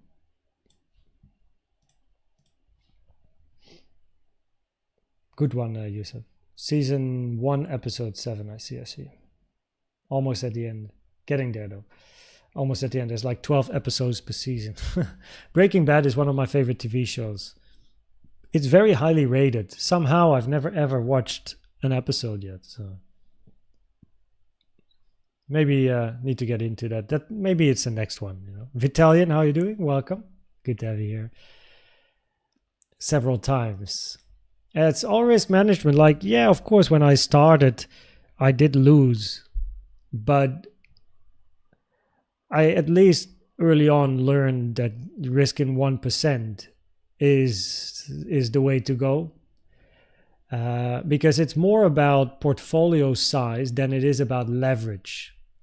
So if you can get the trading fundamentals, right? If you can get that right and learn how to trade, risk manage well, then you can trade any portfolio size instead of trying to make 100K with $100. It's not gonna work, right? It's not get rich quick. So try to work on your fundamentals and then increase your portfolio size. Continue risking 1%, but your 1% gets bigger, right? So if you make profit or a loss, it gets bigger. But if you work on the fundamentals first, learn how to trade, have a plan and a strategy, work on your psychology, always the 6 steps that I mentioned. Eventually, you'll be able to trade with $100, $1,000, $10K, $100K, $1 million. Doesn't matter anymore, right? Doesn't matter. It's just another zero. Yeah. It's old series. Yeah, true. I've never seen it though, but now that it's on Netflix, I'm checking it. A sooner rip. The possible scenarios after imbalance Bitcoin go to the lows again, like 60K when all people start shorting.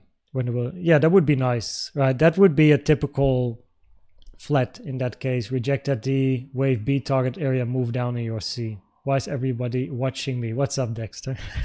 That makes me think. Before we started watching Dexter, I believe my wife spoke about, hey, you want to watch Dexter? And the moment she said it, you commented to one of my videos. And I don't have any notifications on my phone except for 2 things. One, if my wife writes me on WhatsApp, I always get a notification. 2, YouTube comments. If someone writes a comment, I always see it so that I can reply as quick as I can. And Dexter, your name popped up. It was great timing.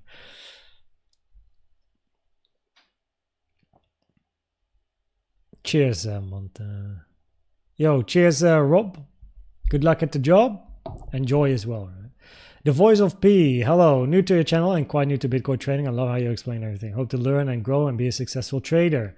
Love to hear it. First of all, the Voice of P, welcome to the channel. And also welcome to Bitcoin, maybe even welcome to crypto, right?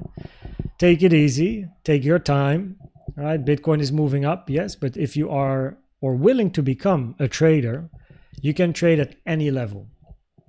So don't feel like you're missing out, right? You can have an investment plan, of course, maybe long term, but as a trader, it shouldn't matter if price is 10K, 100K, whatever price is, you should always be able to trade it. So take it easy, make a plan, take your time, and first develop yourself as a trader. Get the right mindset, get a plan.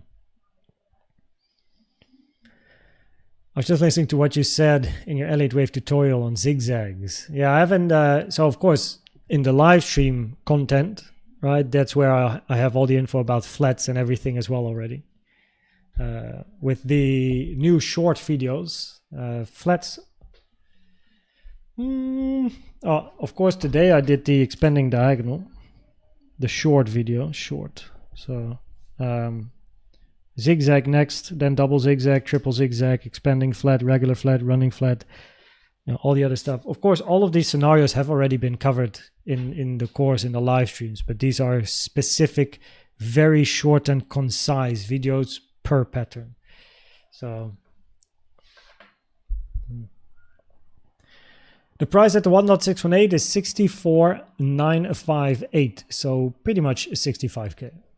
Bullish CVD on the 3-minute time frame. That is correct with the previous range here. Higher low in price, lower low on the CVD. You want to hold that, of course. So you invalidate it if you move below these lows.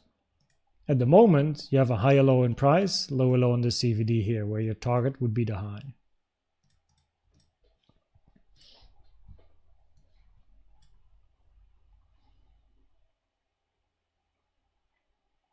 Long-term objective.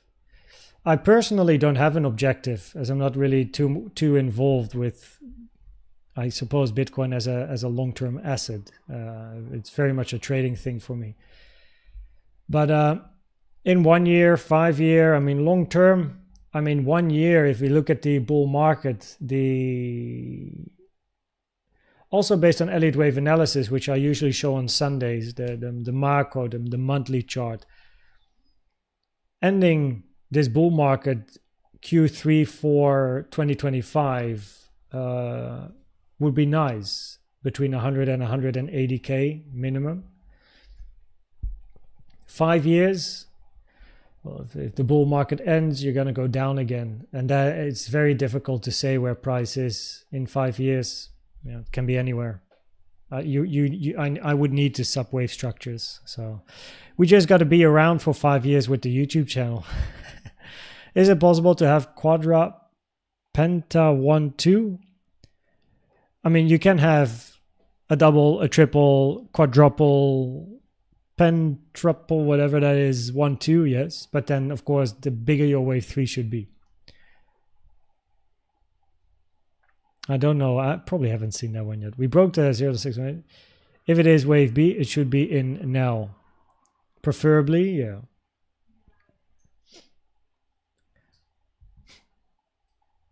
I've never watched Breaking Bad. No. Yeah, John, and you want to invalidate the bullish CVD, of course. Oh.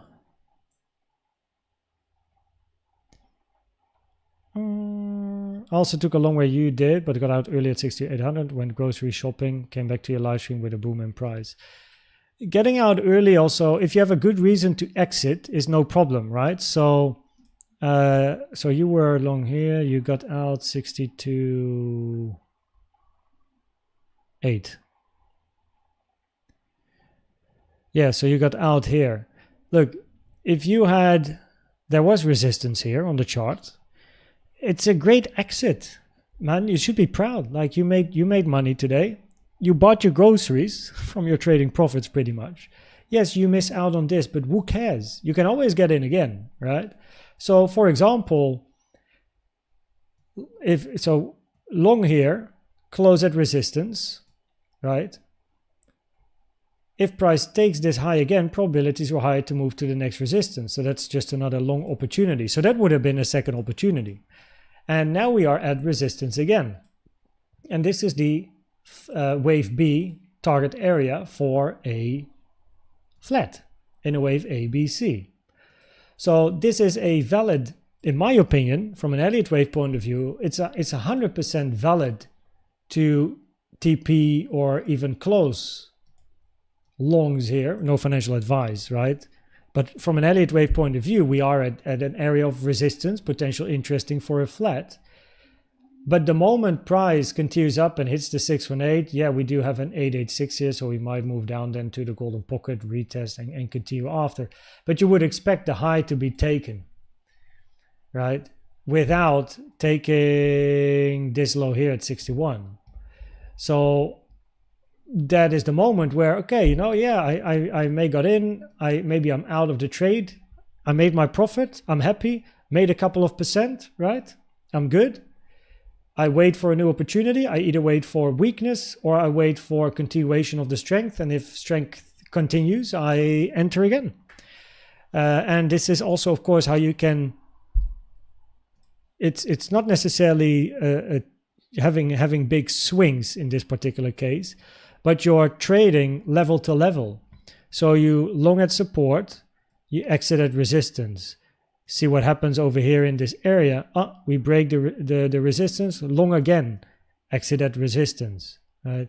Oh, we see strength again, support, hit the 1.618, whatever happens, right? Maybe we go down to the golden pocket, but you expect the high to be taken sooner or later. In that case, there's a potential new opportunity where after passing what we have over here, you know, the next area of resistance is up here. So that can be an exit again. And then we wait. And then depending on what we see, okay, continue. You know, so yeah, you can also do it step by step by step by step. You know, that's very much a way of trading. And of course, the only thing you're missing out on is the small in-between movement. So if one exits over here and then has to re-enter higher, yeah, you missed out on this little bit of profit, but you played it safe because you're at resistance, you closed, you wait. The moment you see strength, you enter again. Oh, yeah, okay. You're maybe not maximizing the potential, but I mean, who is gonna exactly short at the high and long at the low? You know, like, yeah, you might get lucky. It might happen. Maybe you have a strategy that catches knives, right? Then you might be one of those. But yeah. Yeah. It's a lot about patience, knowing your levels, knowing what you're looking for, and there's absolutely no problem in exiting at levels that you have identified as support resistance. But also have a plan that, hey, if we break it or I see XYZ, I enter again. Either you enter short against what you had or long, and you know, you then take it from there. So yeah, there's absolutely no problem doing this.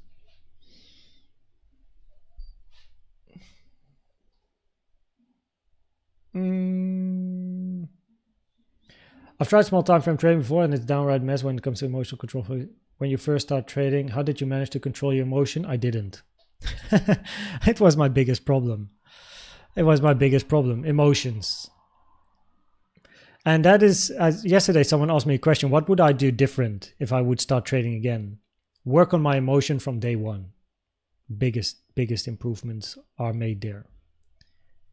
Right? Work on your emotion from day one. Because this was my biggest problem. FOMO, you know, like revenge trading, not sticking to my plans, closing trades early before hitting take profit, just so that I save a few dollars instead of it letting hit take profit and invalidation, only to then see it move back to break even, continue to take profit, and I have to YOLO in again at a later stage. You know, probably all the different things that people experience in the market. You know, I've checked it. So yeah, it was my biggest struggle.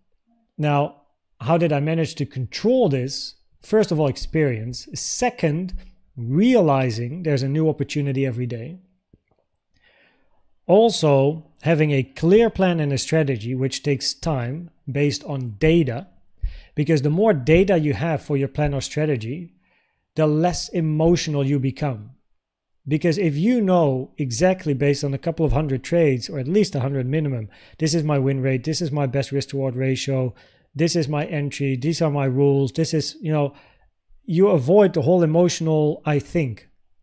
No, it's just the data shows me this is my plan. If I see this, I enter. If I don't see this, I don't enter. You know what I mean? So that is what helped me a lot. And risking 1% instead of going balls deep. Just risk 1%. If you can't make profit with risking 1%, then probably there's something wrong with the strategy, with your psychology, because there's no problem risking 1% with trades. Right? Yeah, you can have a strategy where you double down, right, and compound on winning trades. It's absolutely possible.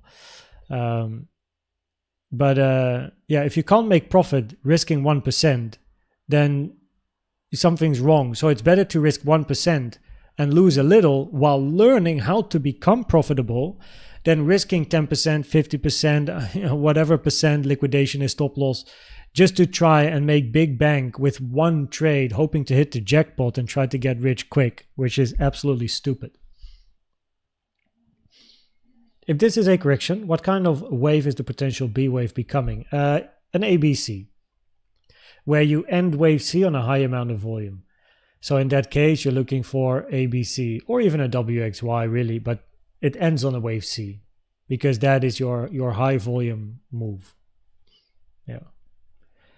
The show You on Netflix is similar to Dexter. This guy's okay. I actually think my wife spoke about this one. You. Oh, it automatically goes to YouTube. You, IMDb.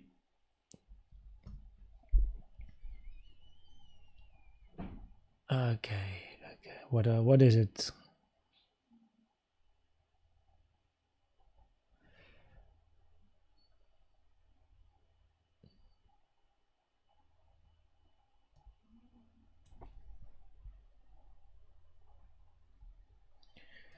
Okay, I don't really see quickly what it's about, but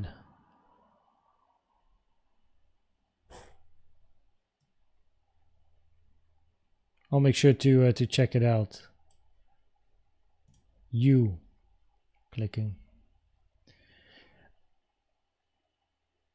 Of those he is transfixed by.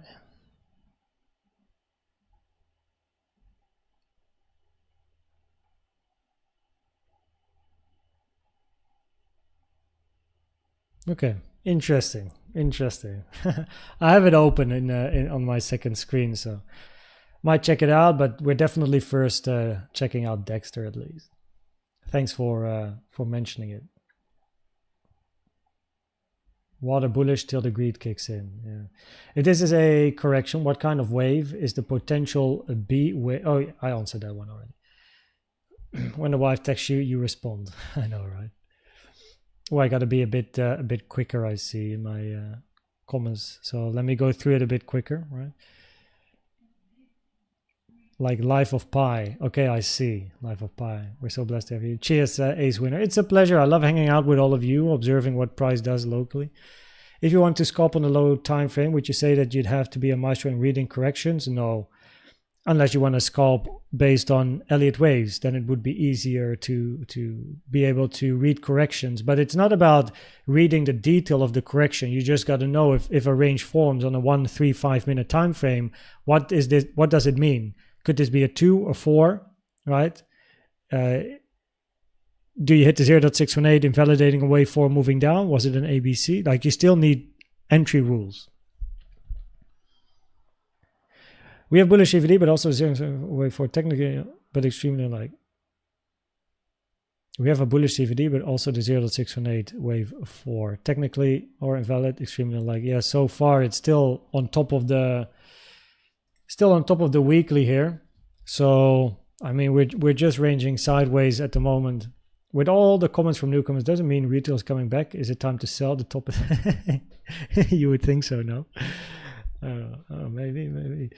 Beyond Bounds, welcome. Are you able to do a recap of what, in your opinion, the Elliott Wave count is here?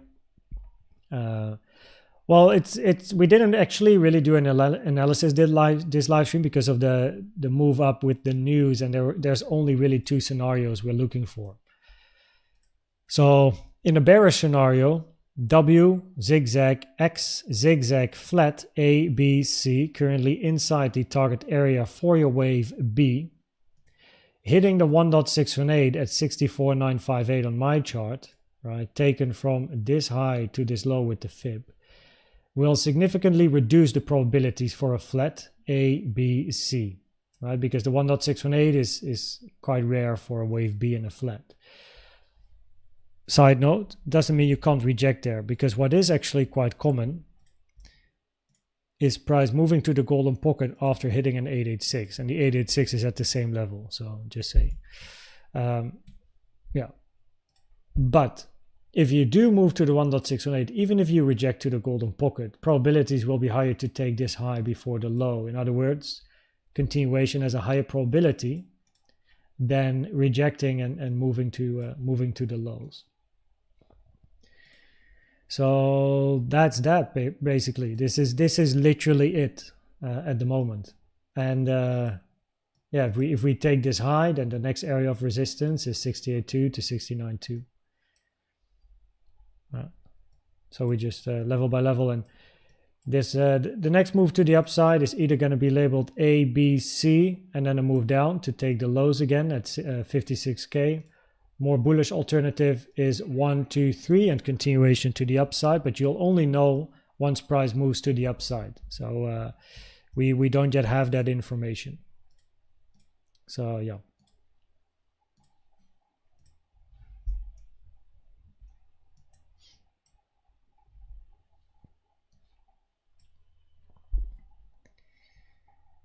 October 2025 is an interesting date, yes. Q3, Q4 2025. Breaking Bad season 1. Yeah, Breaking Bad was mentioned earlier. Also, Prison Break is a very well-known show, of course. Cheers, Yannick. Always a pleasure. I just rewatched Breaking Bad. Great fucking show. Yo, cheers, Iromophobia. Always a pleasure. Even break even should be considered a win. Yeah, I mean, when so this is actually I had a discussion about this with someone recently. Let me check. What's the oh, here you can see use. What was the risk management table or framework? What's this? That like which one? Yeah, this one. So I recommend you guys to have this. Like, which one is it?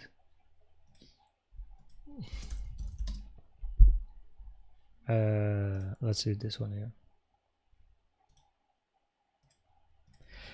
So pop up.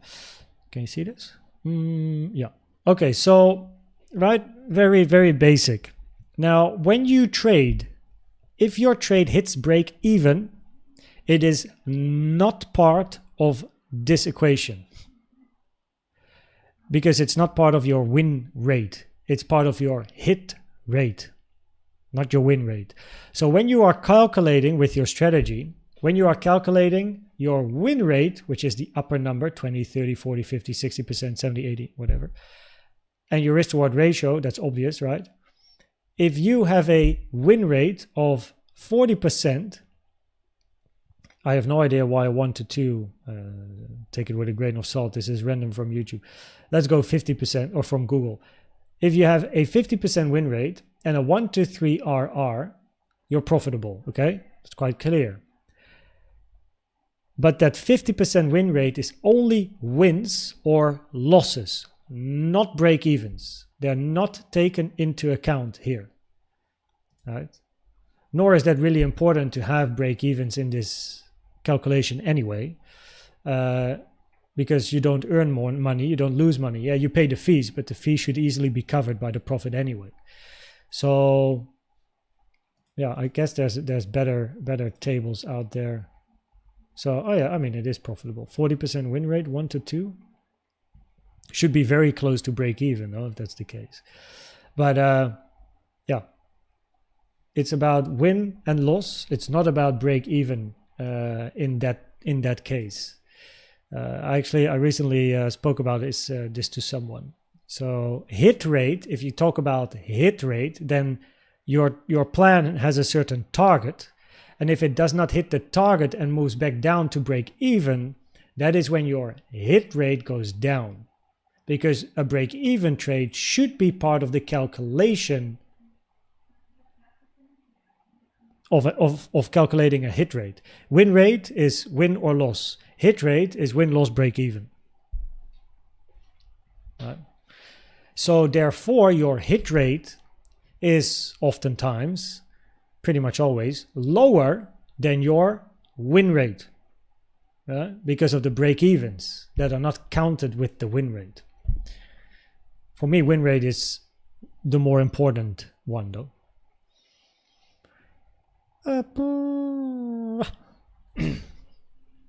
But yeah, I mean, break-even, you may not have won, you may not have lost, by the way. So, of course, by the way, this comment is good. I mean, break-even is not a win nor a loss, really, but hopefully you learn something, and that's the win, I suppose. If the ABC plays out to finish a local 1-2 of the lows, wouldn't that make the wave 2 very long and awkward compared to the first wave? Oh, I know what you mean.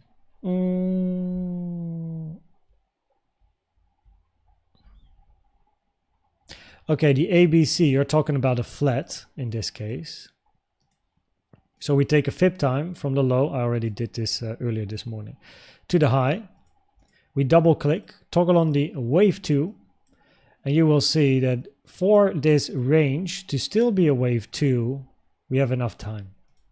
Your 4 fib time is sitting on Sunday the 26th of May, 10 a.m. You don't want to hit the 4, really. That would really lower probabilities for a wave 2. However, if you're looking for a C to the downside, usually wave Cs are quite quick. So I would expect it to finish before the 3, which would be next week Tuesday, really. So no, time-wise, we're still good. Still good. No problemo.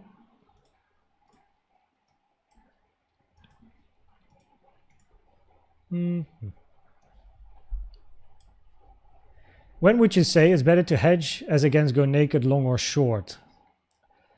Well, arguably earlier today I was hedging, I guess, because I had a long here, right? And I shorted here. And the reason was that if you take a fib from the low to the high, price hit the golden pocket, invalidating a wave 4 here. So therefore, there was the potential for this move up to be finished and then continuing to the downside. So with that in mind, I hedged the long by going short, stop loss above. We moved up, enter the second long, by the way, and you know, and that's that. So because then the expected profits after, based on the plan that I had, moving up to the next area of resistance, are more than the loss I would have by losing this short. So yeah. So with regards to hedging, of course, like you can hedge, but there's by the way many different ways of hedging. Of course, if you have a very big hodl portfolio, then hedging 1x short on futures with a sizable position to cover that is smart once you go into ranges and stuff. Trading wise, you can hedge when probabilities might change. So just in case you enter a position, but the stop loss is put at a place where your invalidation is. So for the short, probabilities, right? If you take this high, probabilities are high to continue. Cool, right? That was perfectly fine. And then we look up. And there you go, more profit.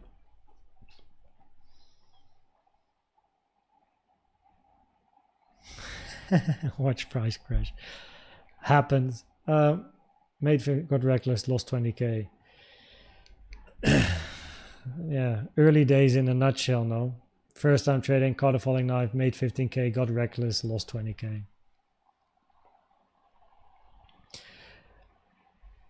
This is very close to my first experience in the market. But I didn't caught a falling knife. I went FOMO long in Ethereum at 975. My liquidation was 865.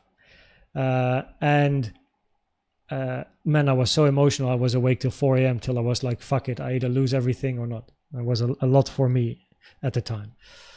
I woke up with 12k profit. Took the profit, right?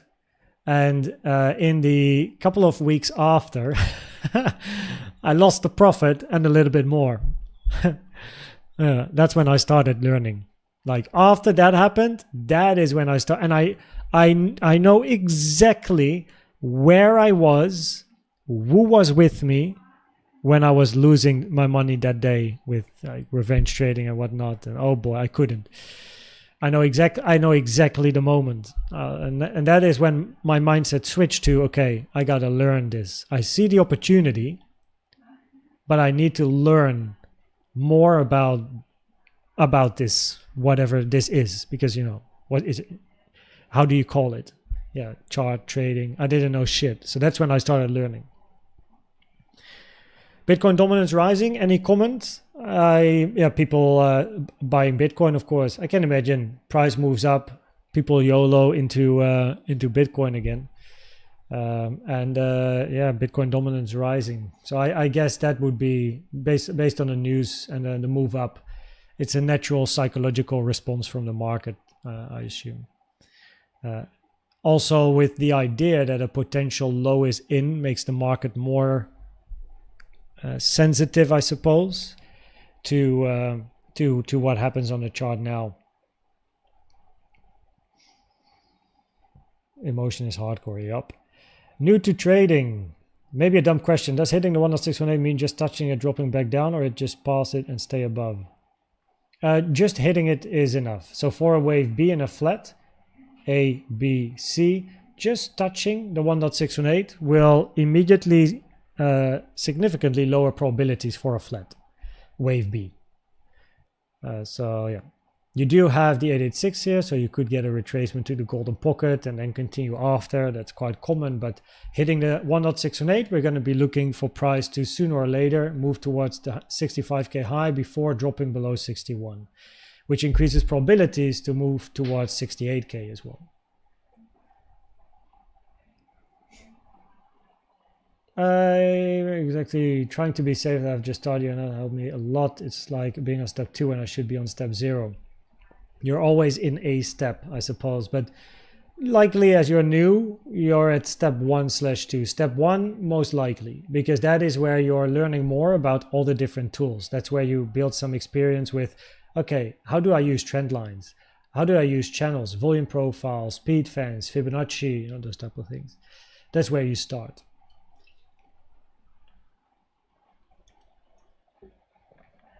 Almost finished, pretty much finished.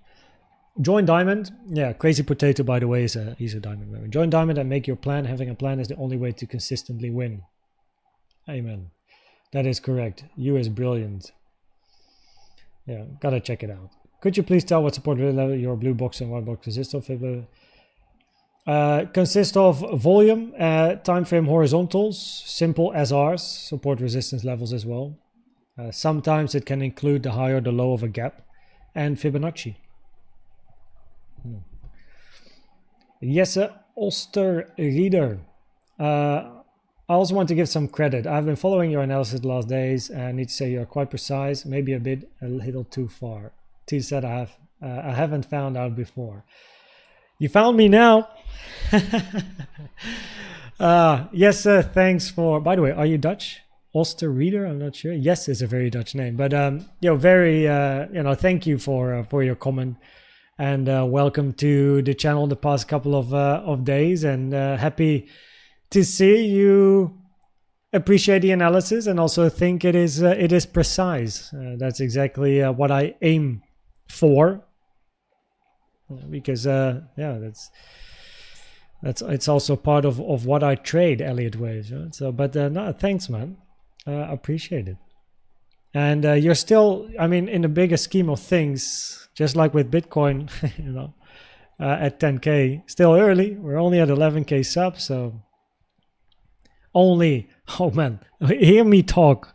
We're only at 11K. Like, mate, 1 year ago, you didn't even have 1K subs. Like, what am I saying? It's not only. Like, the number, every time I open YouTube Studio and I look at, I see the number, it's incredible. Like, it brings a smile to my face. Everything went so quick. And it's also why it's sometimes difficult to manage such a big group, such a big audience, and because that's how it feels like. Also in Discord, it's not always easy to please everyone, but I talk to everyone and feedback. Luckily, there's no bad things happening in the group, which is absolutely brilliant in Discord. But I did recently open the discussion of maybe adding another channel. Where is it? Oh yeah, here. So together with Cat, Thought Drifter, Starfish, and everyone else that wants to join the convo, because I received a bit of feedback, so I wanted to know a little bit more about what people would think. So I very much do things based on the feedback that everyone gives me, including what happens on the channel. So in the early days, someone gave me a tip and asked, well, a tip. Someone gave feedback and was like, "Hey, Koen, could you add probabilities to your videos?" Because I wasn't giving probabilities. And it's quite nerve-wracking in the past to give probabilities because I know what happens. No financial advice, but we all know what happens on YouTube. So I said, okay, I'm going to give the probabilities of Elliott Wave scenarios in the videos. It started very early. I don't think I had 1,000 subs yet. And that's when it started. So it wasn't part of my content till I got the feedback. And that's when I implemented it. So I tried to listen as much as I can. If Bitcoin breaks above 64K, it depends on your plan. Of course, you've been here already for a while where I explained probabilities and how they change depending on what price does locally, and also how to make a plan, right? Is such an ABC a zigzag or a flat? Bottom is in, send it to 73K. Maybe. If I'm starting now, where would you suggest a safer place entering a trade? Guys, I get these questions too much, okay? Like, this is the final time I'm explaining. I will skip any other person writing something similar. It's no problem that you write this, but of course it starts to like, I don't know, it starts to hurt my eyes that I see this all the time. First of all, I am not answering the question. Second, you, whatever you is, whoever you is, of course, because there's probably more people that ask like, where can I short? Where should I long? If it was up to you, where would you put your next short? Where are you going to put your next long? Guys, girls, ladies, women, LGBTQ+, whoever you are, I'm not going to say it. What I say is make a plan. I'm not here to give you fish. I'm here to help you fish, right? You need a plan and a strategy.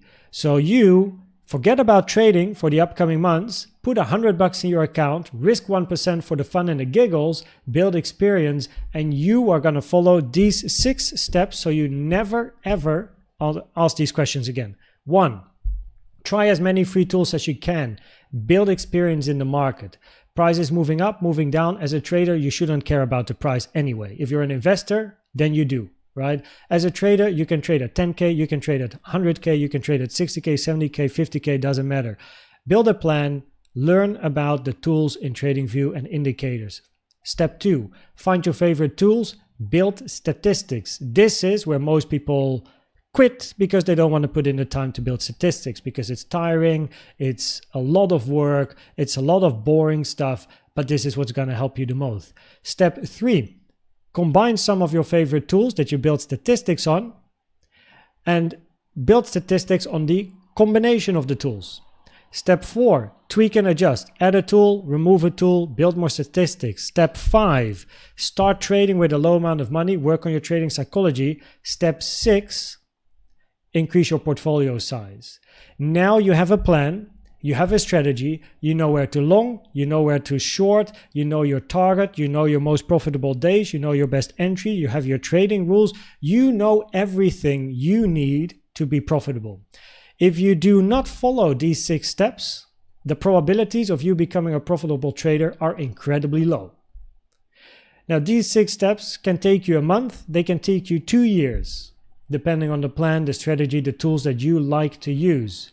But if you are in this market long term, forget about joining YouTube channels and ask for long or shorts.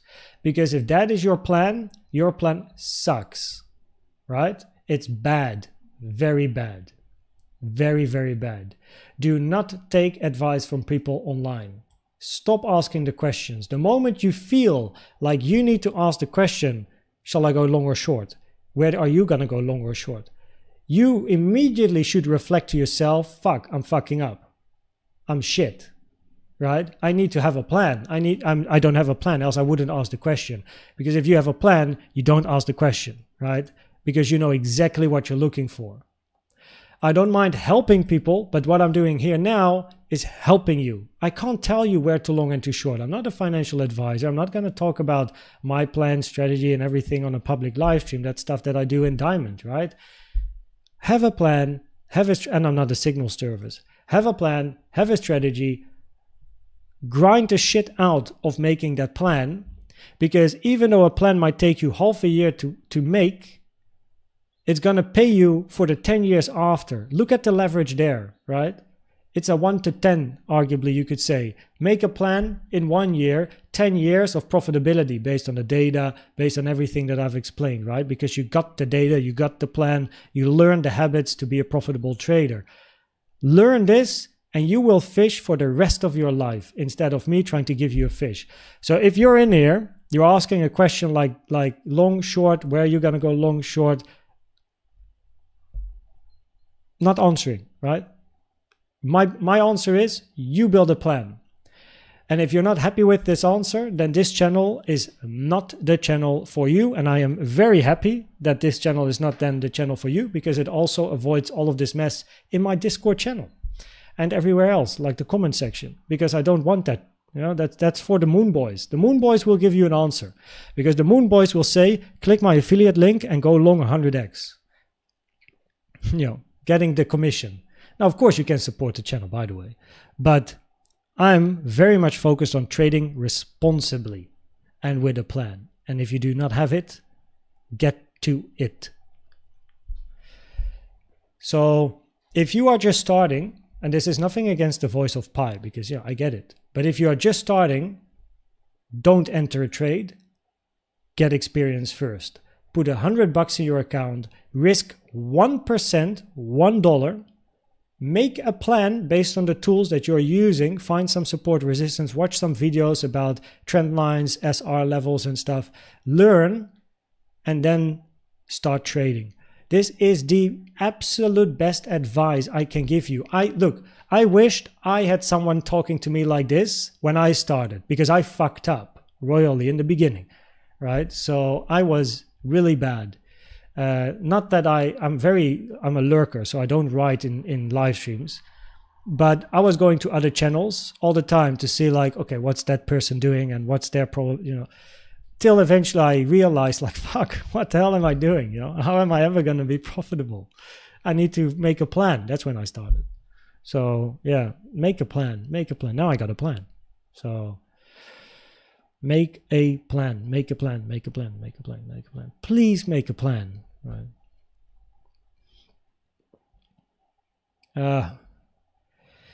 The cycle has been broken. Everything has from an Elliott Wave point of view, there is going to be a day where the cycle very likely will be broken, because you're going to have either on the monthly time frame a very big impulse up, much higher than everyone else is expecting, or you have a much longer corrective structure than everyone is expecting, which is gonna halt the cycle as well. So yeah, I can imagine from an Elliott Wave point of view, but probabilities for each is very questionable at the moment. Automatic Elliott Wave counters. So there are indicators, but I have not yet encountered any indicator that is smarter than a beginning Elliott Wave counter. So the moment you start to learn at least a bit of Elliott Waves, you will outperform any indicator out there on TradingView. So I would recommend to learn Elliott Waves manually, because you'll be a lot more precise, even in the early days. Maybe a band-aid. Edging. Doesn't look like we can get an impulse down from this new high. Yeah, at the moment it's ranging above the weekly. So for now it flipped the weekly into support. Still ranging around at 1.38 though. It's also not moving up as impulsive, but we of course remain, there's still bullish CVD, higher low, lower low. But I'm mainly interested in what's happening on the right side here. We had a bit of bullish CVD, higher low in price, lower low on the CVD, which already played out with this push to the upside here, because we took the high. So we also had some bullish CVD here, but that also played out. So that's all neutralized now. So the bullish CVDs have played out, neutralized, and continue to observe. I only trade Bitcoin. Yeah, as a trader, I only trade Bitcoin. Less is more in my case. Like I like to focus. Do you only trade leverage futures, and do you hodl spot or trade spot too? I only trade leverage futures. I don't hodl. I'm not much of a hodler. Revenge trading, that was me. Yeah, me too. Bollinger Bands, very useful in someone that builds statistics on Bollinger Bands. Any indicator, any tool is incredibly powerful as long as you find the patterns of that tool. So Bollinger Bands by itself are just another tool. But if you can combine Bollinger Bands with maybe SR levels or certain amounts of volume or maybe order flow, that is when things, you start to create your edge in the market. So Bollinger Bands can be very useful, right? It's a very good tool. But you would still need to build a plan around it. Like only using RSI or only Bollinger Bands or only XYZ as an indicator, fill in ... indicator name, is very unlikely to make you profitable just by following every signal. So every RSI divergence, if you trade it, it's going to make you a losing trader. Every CVD divergence is going to make you a losing trader. It's about the context. So there's always other things that come into play. Never give up, indeed. GameStop, yeah, that was a fun time. I was playing all going new and then for the first time and last time. Yeah, I think that's how many people learn their lesson in the beginning. I personally break even with fee included. Yeah. Thoughts on market structure so far? Higher lows, higher highs. Still on the 50-minute locally as well. Maarten. Schrijf een legende. Yeah, that's also possible. But I do like to always explain it, because it's usually at least once a live stream where I explain, got to make a plan. Because I'm here to help people reach profitability as well, right? It's an important goal for everyone, I suppose. If you're in the market, you want to be profitable, and you want to reach profitability. You can't really reach long-term profitability by depending on other people. You got to learn to have your own plan, or Cheers, Charbel. Yeah. Are we looking more directly bullish to... Well, if you hit the 618 here, we might reject to the golden pocket, which happens quite often. So because the 1.618 is in confluence with the 886, taken from this high to the low. And it is quite common for price to, after an 886 touch, move to the golden pocket, which should be around 63-ish, 63.5. before then potential continuation. But yeah, you would expect price to take this high here before taking the low, and then the next resistance is 68k. Next. How did you start learning Elliott? Wait, I see this. Mark. Kerel, save your money. Put it in your house that you're working on, or your mom, or whatever, mate. Thanks for supporting the channel, Mark, and also very much thanks for supporting the community. Crypto Aman, Charbel, Manna, Ekaterina, Eddie, Thomas, Karolak, and Tangerine. Send me an email, koenztrading@outlook.com, with your YouTube, Discord, Telegram username, and I will bump you up to the silver membership, because you got gifted a bronze one, but bronze is just support, doesn't really give you anything.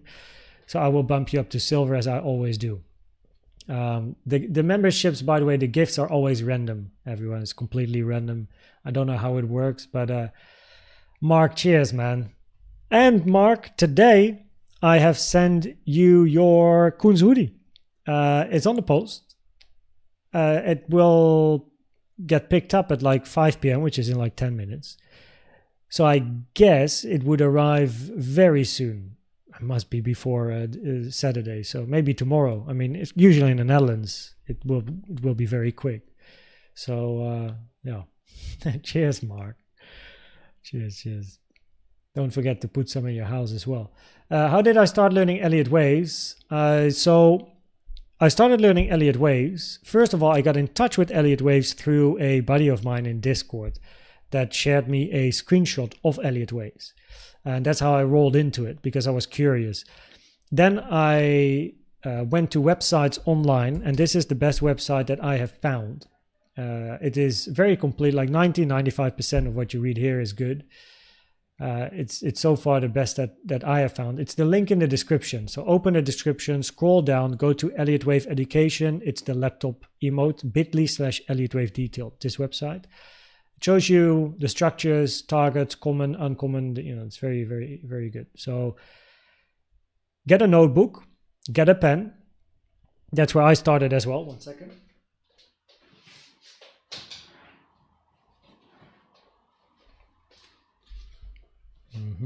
There we go. You want to know how I started? This was my first ever sketch of Elliott Waves back in the day. This is the first ever. Impulse wave, corrective wave. And then wave 2 can't drop more than wave 1. Wave 3 can't be the shortest. This is where I started. That's where it all began. That is where it all began. Oops, I pressed the button. So, and then, I have more notes. Fibonacci, relationship, Elliott Fibonacci, ABC, regular flat, triangles, diagonals, WXY. And then, make notes, right? Study Elliott Waves like you're at school. It's a long process. Buy the book, Elliott Wave Principle, if you want to. It's not a must-have. It's a fun to have. It's a nice to have. But the book is not a must-have. I think that online you'll be able to find everything you would need. But it's a nice touch. I have the book as well, Elliott Wave Principle. And that is all you need. And then you need to implement. And that's the next step. So the next step is implementation.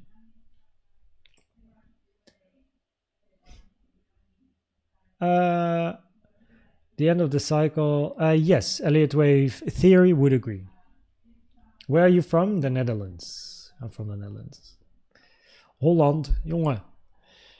Nasdaq 100 new all-time high as well. Oh, it's flying. Should have an effect on Bitcoin. Yeah, potential for continuation. Look at the 8-hour CVD. CVD is best used on the lower time frames. I know that on the 8-hour, it's very, very bullish. But it's more important what happens on the 3 and 15 minute. So, of course, with regards to the low at 56k, there's definitely a bullish CVD here, yes. So that also supports, of course, price eventually taking the high.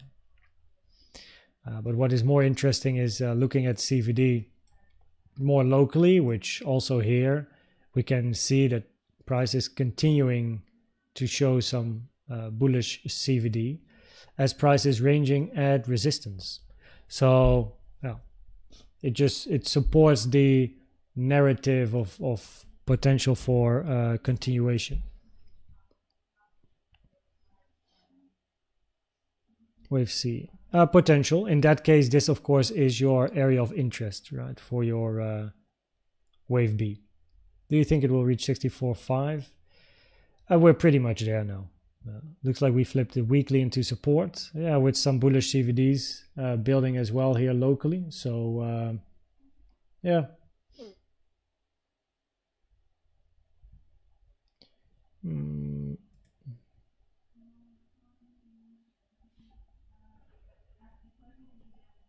What's up, Crypto Alman?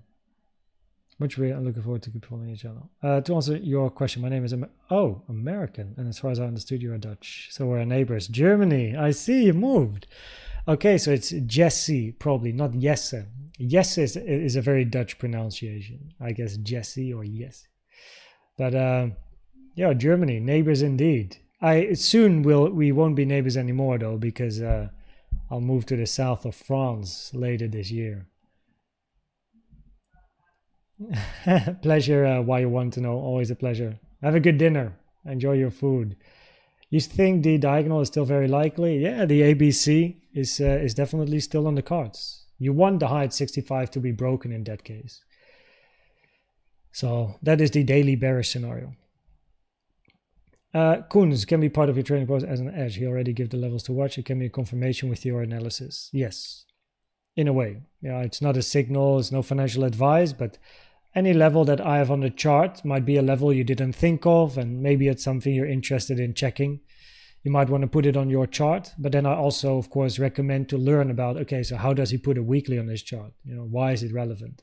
What's a daily naked point of control? And those type of things. Mark, thanks again, man. That's very kind of you. What a guy. The memberships are gifted randomly. So yeah. Do you believe that trading will eventually belong only in the domain of AI, as we and humans won't be able to compete?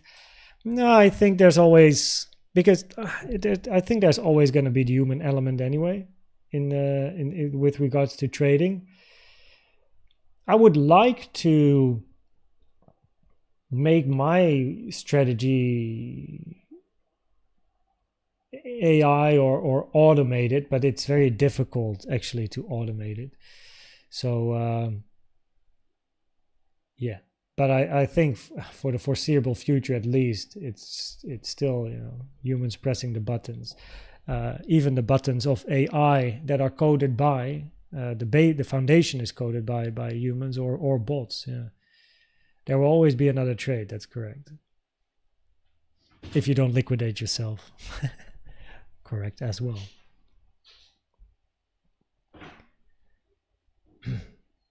Yeah, well, we have another one. If you go back 15 minutes in the live stream, your answer is there. I don't give financial advice.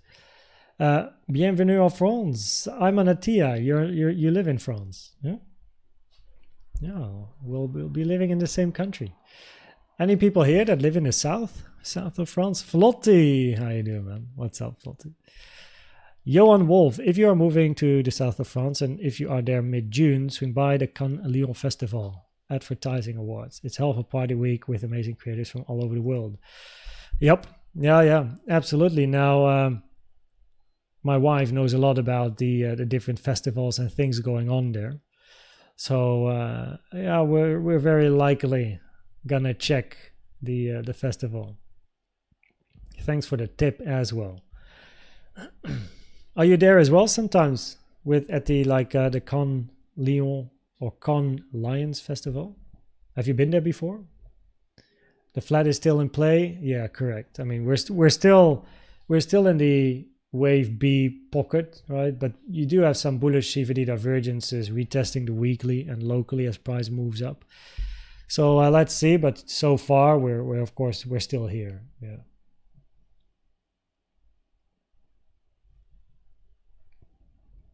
Mod mark. Highest probability scenario is an Elliott Wave point of view. This of course the question now is asked at a area where this area here where we are now literally decides up or down pretty much from an Elliott Wave point of view. So it's all about the reaction here, right? So hitting the 1.618, probability is higher to take 65k and not go down to 61, take the lows there. If you move down and hit the 618 over here before, you know, just taking the high, probabilities increase to move to the downside. So it's, yeah, that is now, because you're in that area, you now observe which levels it needs to hit to change probabilities. So you're either looking for the flat or continuation, but for continuation, you want to hit the 1.618. You could reject because it also has the 886 back to the golden pocket and then continue. But you want to hit this first before then moving down and hit the 618. Do you think we flipped the weekly into support? So far, so good. Yeah. Some bullish CVD. I know it takes only a few days to understand WXYs as well, but WXY for me took a while actually to understand. For me, WXYs were pretty complicated. Gotta say, I was labeling every correction I did as an ABC, everything. So I didn't really get the hang of WXYs only later.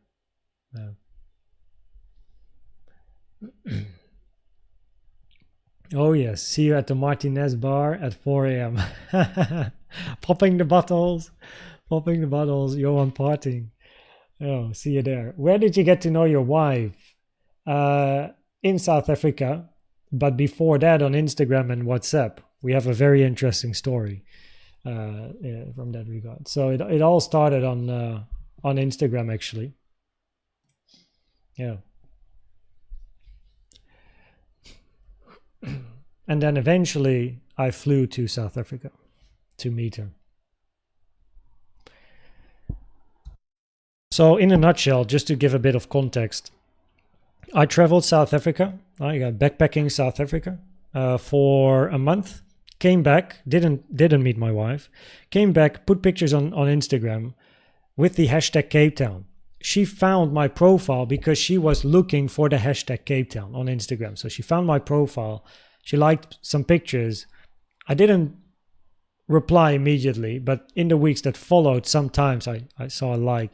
So eventually I replied. I sent a DM on Instagram. And I asked, hey, Ashley, why are you living all the way in Cape Town?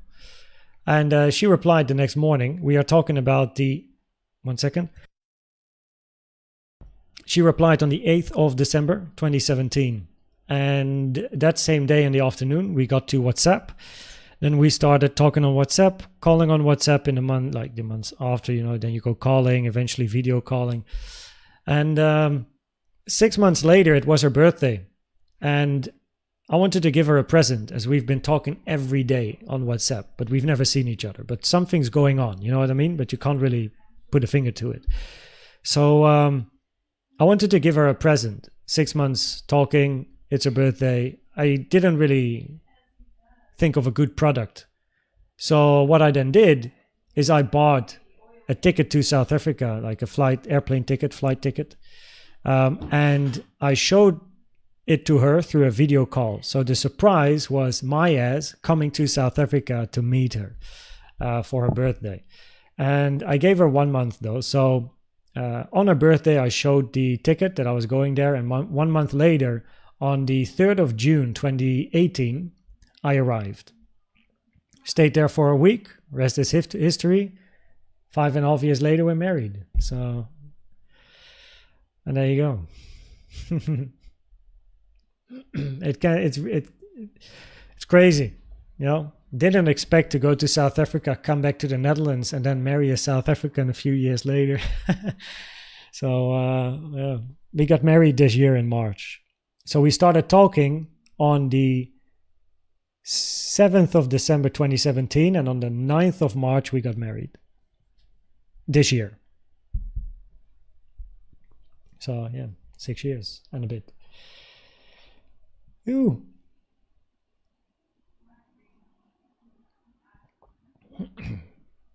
I still need to improve. Often I get in stress and make dumb decisions.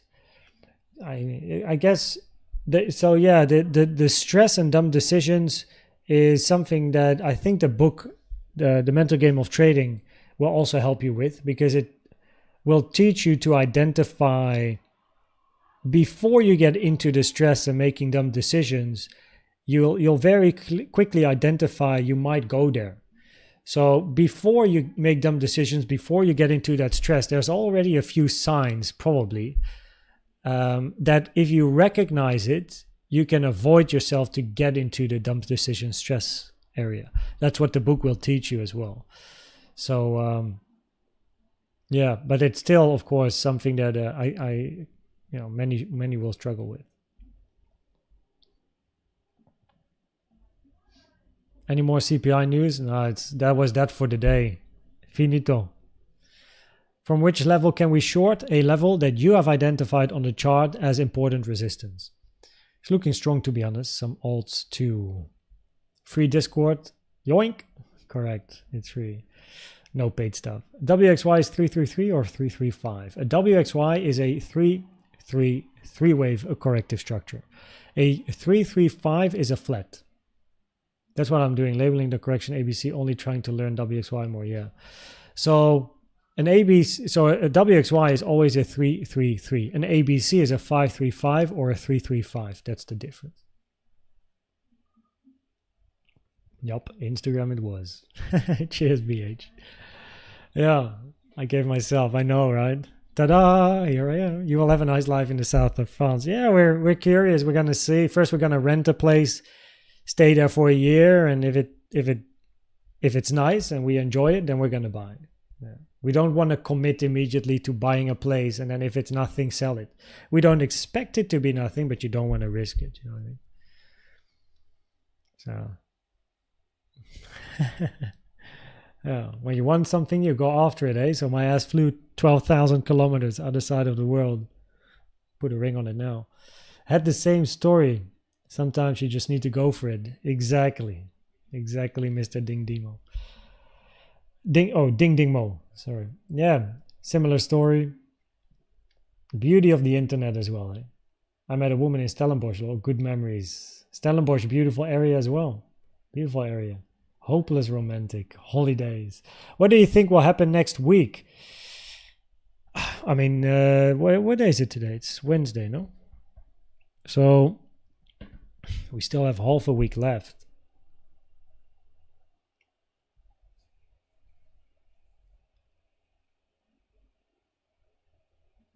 Wednesday, Thursday, Friday.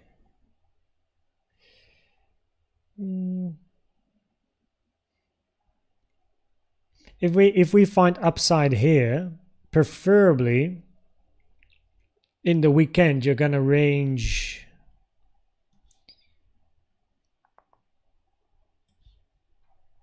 in a way 4. I would like the ABC more actually than continuation up, but you never know. So you have your A, you have your B, and then you have pop range in wave 4, 5 next week. That would be nice, no? Look, it depends on this bullish scenario, 1, 2, 3, or ABC, take the lows one more and then go up.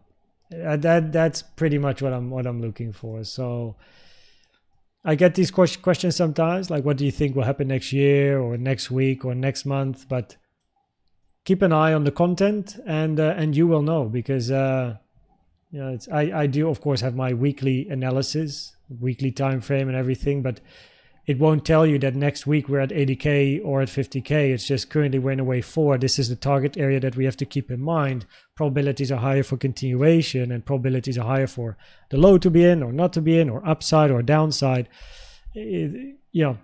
What will happen next week is only stuff that we'll figure out once the weekend hits. Yeah. The high at 63.4 and low. So an expanding diagonal is always rare, never preferred unless all of the other structures fail. So I recommend to first look for other structures. So very likely this answer is no, because an expanding diagonal by itself is rare. CVD on the 3-minute was looking bullish. We almost took the high on AGGR, interestingly. And it's price moving up, CVD is moving down. So that is bullish CVD divergences. Koen, for the high time frame larger ABC scenario in this how do you try to potential for the high time frame? Can't the B get over the highs? Only if you look for a flat in that case. But preferably you're not looking for a flat because your A is five waves, not 3 at the moment. So if price takes the height 73, 74k, then your bearish scenario becomes a flat and your bullish scenario is an impulsive continuation. Yes. But how do you strategize a short based on local structures? So I do my analysis on 4 hour and stuff, of course, but trading, I usually enter on 15 minutes. So it depends on the reaction here. Depending on what we see here, I will be looking for a move down to the lows or continuation up to the highs. It just depends on what I see. So yeah, that's how I then strategize my position.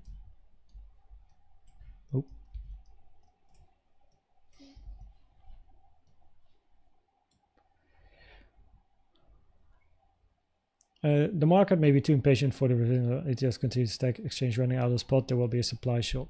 Potentially, yeah. I can imagine also this is something besides the ETS, but the supply shock I can imagine is something. I mean, now with the ETFs, it might be more than previous cycles, but I can imagine it is something that people talk about all the time. You do live in Spain. Okay, I see. The sunny side of Europe. Ethereum ETF decision from this Wednesday. So expect volatility. Have you entered a trade? Still in a long.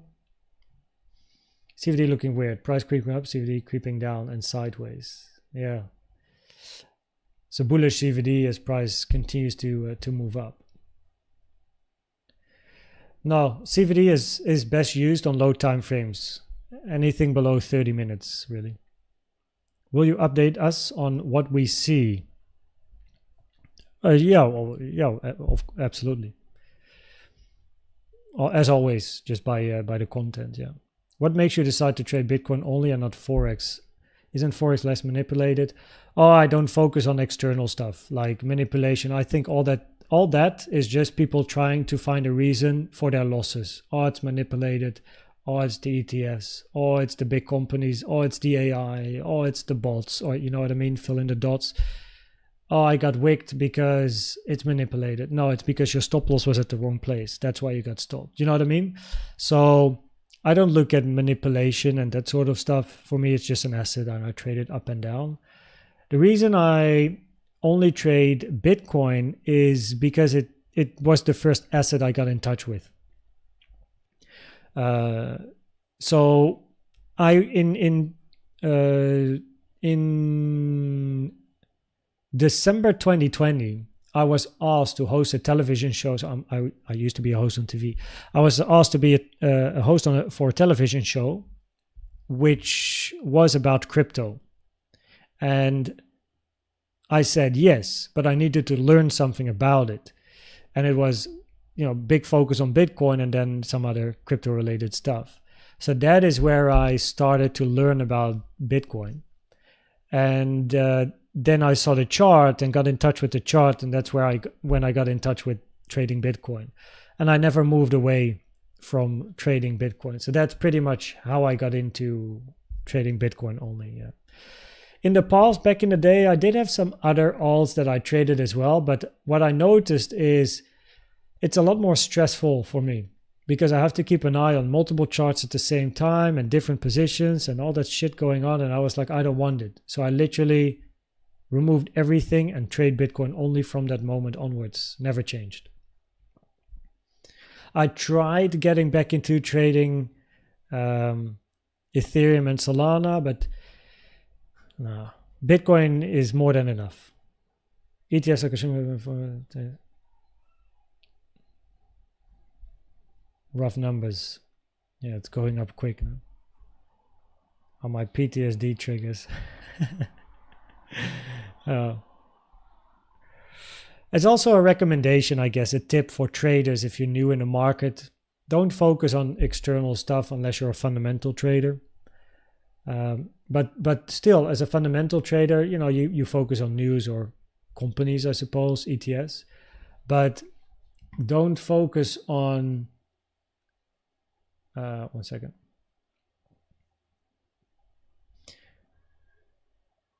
Pop. Don't focus on things like manipulation and stuff. You know, it won't help you in your trading. It will only make you annoyed. Like, it's manipulated anyway. You know, like, you know, it doesn't matter. It's just an excuse that the stop loss is hit. So what I recommend is to focus on yourself. So, okay, what did I do wrong? How can I improve? What should I do next time? How do I adjust my plan? Maybe I have to collect data about this because something went wrong. You know, so and that way you stick to putting responsibility on yourself, because in the end it's all about you in the market, right? It's not about the companies and all this, until maybe you're fundamental, but not as a technical analyst. It's about you winning. Now we hit the 886, by the way. If we are continuing higher in C of bigger B, wave C minimum targets.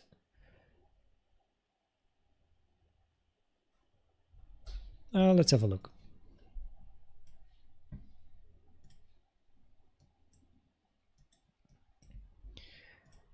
A fib from the low to the high to the low. Common target areas between the 1 and the 1.236 for a zigzag wave B, which is between 69.1k and 71.3k. Right on top of the two resistance boxes as well, which is quite interesting confluence. So, boop. So these CVDs now played out, and we hit the 886 on the chart.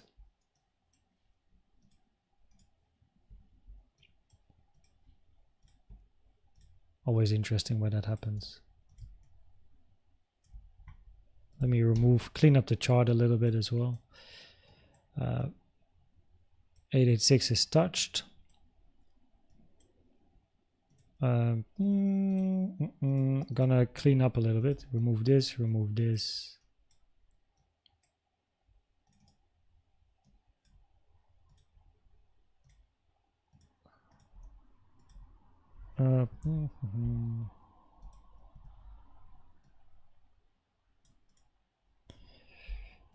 We pretty much know anyway the levels here, so let me just do this. The weekly was support resistance, flipped. We're now at the 886.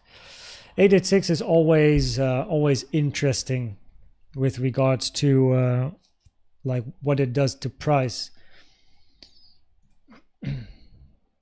That's why I have a template with the 886 and the golden pocket, because quite often it wants to go back to the golden pocket or continue. But yeah, let's see. You would need to fill the weekly in that case, though.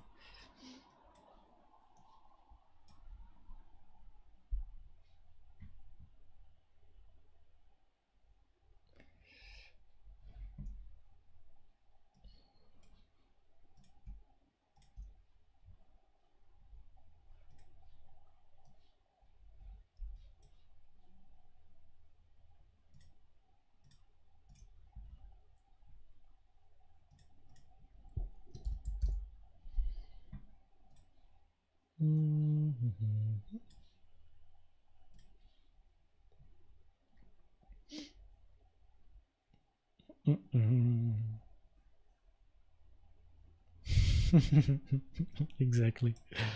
ETH is CVD template in Discord. If you go to Discord and go to the Good to Know channel, which is at the top. By the way, everyone, make sure you also read legal because of scammers. Then here you have CVD Ethereum made by Dario, such a legend.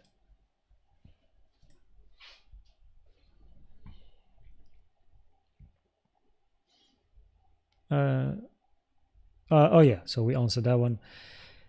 That is correct. 1.618 invalidates the ABC. It's not an invalidation, but it significantly lowers probabilities for an ABC. Correct. Which is... Oh wait, I actually literally removed it. Wait 1 second. There we go. So yeah, because we got very close to hitting it now. So it does indeed reduce the probabilities. Let's make it white so it's more clear for a wave B and a wave C. It's not an invalidation, it's just a rare target for a wave B. So it reduces probabilities for an ABC, increasing the probabilities for continuation up. Now with the 886, price somehow, you know, you'll see it quite often as a tendency to move to the golden pocket before potentially continuing. Of course, just, you know, do that. But yeah, hitting the 886, probabilities are a lot higher to sooner or later take this high. Any corrective structure, any move down is now higher probability of being a wave C or a wave Y, increasing probabilities to take this high sooner or later. After hitting the 886, what are the probabilities? Well, we hit the 1.618 now as well, I think. Yeah, so there we go. 1.618 is hit, reducing probabilities now for a flat ABC. Probabilities are now higher to take the high instead of the low at 61. So probabilities are higher to take 65 instead of 61. That is now the probability.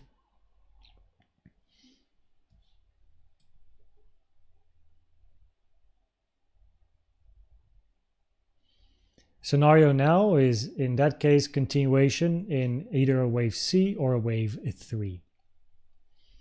Wolfgang K, what's up? How you doing? Is 65.5 still considered a wave B or a C to the upside?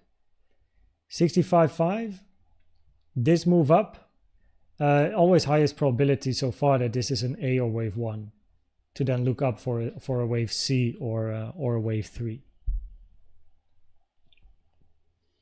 So, but this move to the upside can both be a wave C or a wave 3. We'll have to figure that out at a later stage. Yeah, depends on how price moves to the upside. What's up, Shop It Paul? How you doing? How you doing?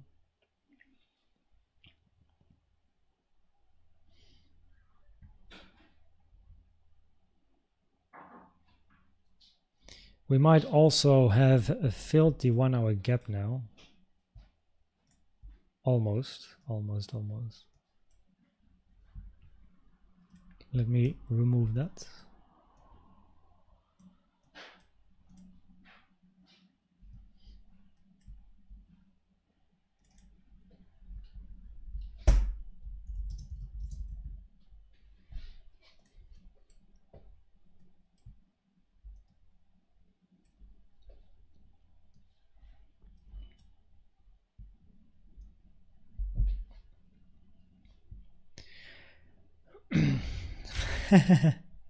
Addicted. Cheers, Shop It Paul. Appreciate your support to the channel, man. And let you know when to short, of course. By the emotes, I know you are sarcastic, which is good. No advice here, of course. Bilyamin, how you doing? Welcome. Good to have you here.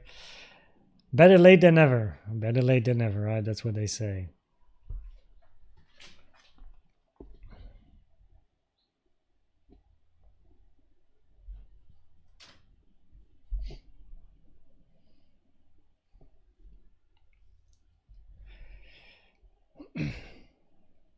Yeah, usually what you'll see with altcoins is they follow Bitcoin, as it's by far the biggest asset. So if Bitcoin starts to move, then generally the alts come with, either up or down.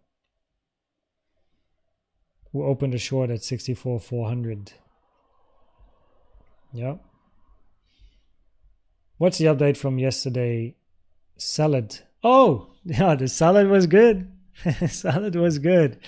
So it was avocado, not guacamole. So yeah, salmon, avocado, salad, capers, I guess it is.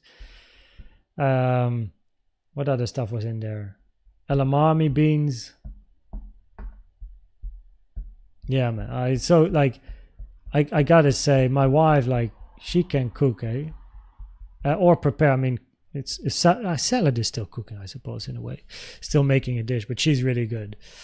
So and we always eat healthy. though. So yeah, we had wraps for lunch today as well, Asian style, very nice as well.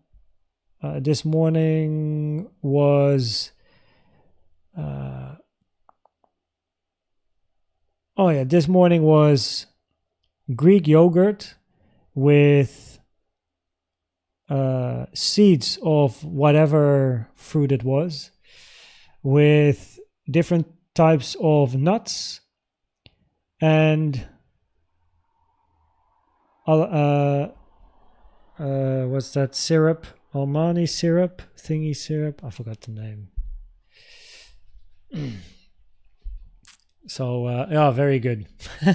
Very good. She's a keeper. Oh, absolutely. But not just because of the cooking. She also learned a lot along the way. Like I enjoy cooking as well, by the way. But she also she makes a lot of new stuff all the time, which is really cool. Like recently we had some dish with, it's some type of pasta, but it's more healthy as well, and with lemon and shrimp and garlic and I don't know, like different stuff. That was so good. Was like, we have lots of new dishes. She loves experimenting, and I love to eat it. But I also like to cook, though. I also like to cook. Follow the same millisecond. I mean, of course, with the news, for example, today, that's like, if price goes, then yeah, it tends to pull the rest to the upside as well. Lots of love from India. Cheers, Sulpit. Appreciate it, man. Visit India someday, learning Elliott Wave theory. Maybe one day can do an event there. An Elliott Wave event. Sometimes I get DMs. Not too often, but sometimes in Discord I get a DM and people ask like, "Hey, are you gonna do offline events?" I haven't yet planned it, but maybe. Salmon salad, yeah, but it's of course, what do you put in the salad besides the salmon, right? So you can have salmon and salad, but it's the combination. But yeah, she's good. So it's good stuff. It's really healthy, yeah, man. I also like potatoes, by the way. Bitcoin just scammed you. Uh-oh. Hopefully a good scam. I'm on that Babylon food diet, yo. Big Mac and some fry. Oh. Returning client at the McDonald's. RSI showing bearish divergence. When does it not? I never check RSI. It's not one of the tools that I use. Oh wait, I don't even have it in here. One second. No, I mean, I don't know on what time frame, but not on the 1 hour time frame at least. And you could say that on a 1 hour here you have a lower high, higher high, but yeah, you would need to see local weakness. I would suggest. Nope, I never really use the RSI. What's up, Mirovsky? How are you doing? Welcome. See you at the retrace. Cheers, Mark. Follow the plan. Follow the plan. It's all about the dressing. It is important, yes. Is the 4 hour bear scenario with the running flat in X still possible? I mean, with every new candle, probabilities go down. I mean, it was already low probabilities, but now you also hit an 886 here. So probabilities went down again. Yeah, so is it possible? Theoretically, yes, because your invalidation is the high at 65.5. It's just low probabilities. Because a running flat in general is low probabilities. So, yeah. And now we also hit the local 886. Hello, are we bullish now? Yeah, because we touched the 886 here, right? 886 from the high to the low. Any move down has a higher probability of still taking the high, either as C or Y. I mean, we were already looking for that anyway. But now that price also hit the 1.618 here, taken from this high to this low, which is a rare target for a wave B in an expanding flat. It increases the probabilities that even if you retrace here locally, the golden pocket is quite often an area of interest after an 886 touch. You're still going to take this high before potentially later taking the low here, but at least probabilities are higher to take the high before moving down below the lows here at the moment, from an Elliott Wave point of view.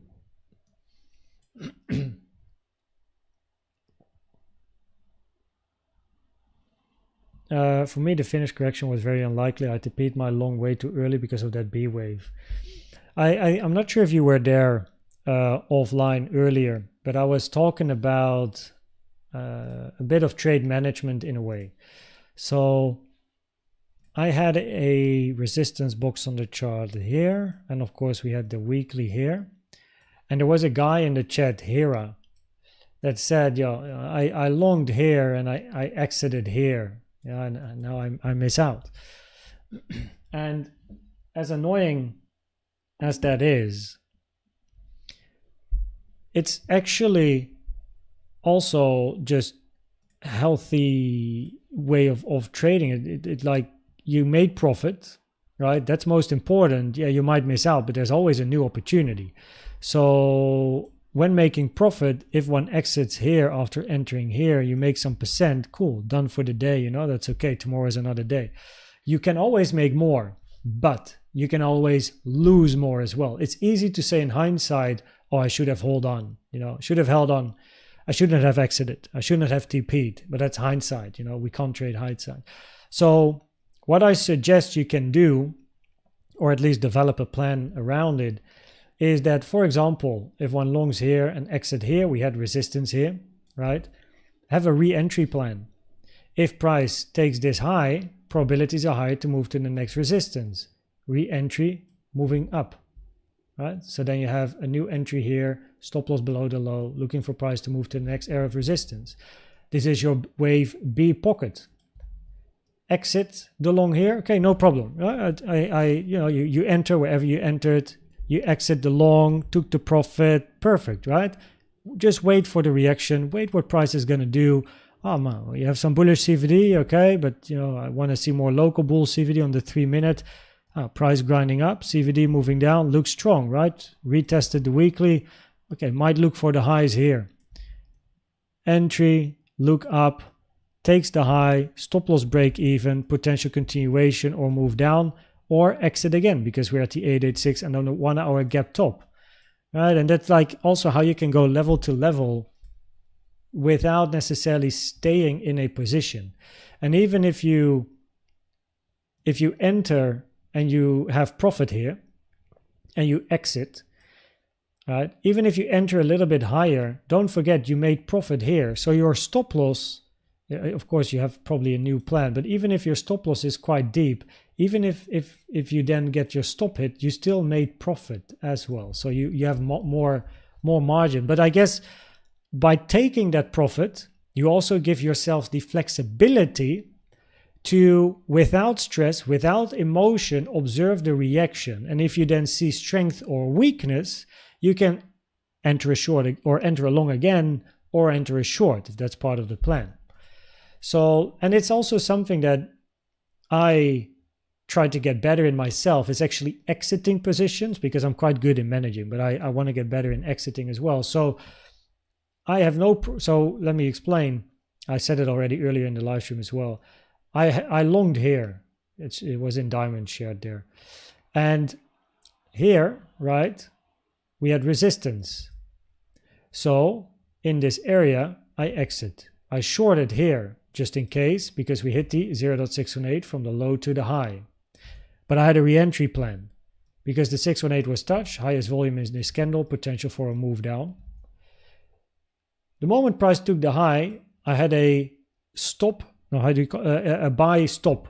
So if price takes the high, it immediately enters me, right, with my original position that I had over here. Stop loss below the low, looking for price to move up. right? I don't care about the stop loss being hit for the short because I already made profit and I just look for more profit anyway, right? So yeah, it's I had a plan with regards to the resistance being hit and re-entering based on the probabilities. So and I don't mind if, imagine exiting here and then entering here. I don't care about this little bit that I miss, you know. It's not relevant. Exiting here and entering later, no problem, right? As long as I want the probabilities on my side, and if we are at an important resistance area where price might reverse for a zigzag or a flat, there's a very, very valid reason to exit a position. But then based on the reaction, you can re-enter. And that is what then the lesson is, I suppose, is trying to identify what will make you re-enter a position. So, yeah. You know, what are you looking for?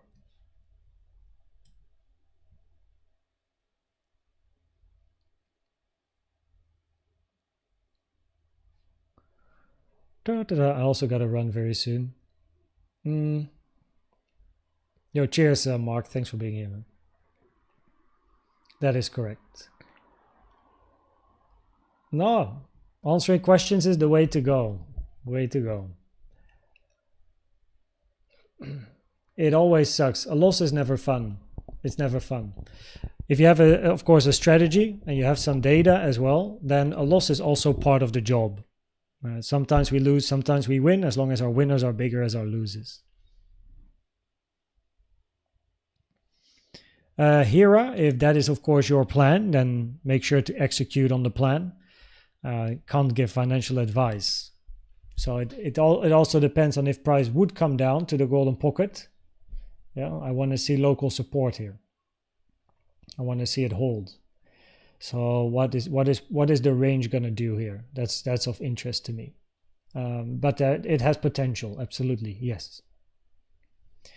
If we take 65.5k low, likely the 2 or B is in. Yes, that is correct, John. I would agree. If it takes the high, yeah. Yeah. And you're going to look for C or 3 in that case, probability-wise. Yeah, would be a nice fake out as well. I still love the triple top scenario on the daily. But could there not be an expanding flat in wave Y? Yes. So wave B target, no, that is too high for... Oh wait, you're talking about wave Y in the bigger WXY. Yes, that is correct. But in that case, you still expect price to take this high. And just because a running flat in X is very rare, never preferred, wave Y has a lower probability compared to this being an A or 1 instead of a wave C, this move up here.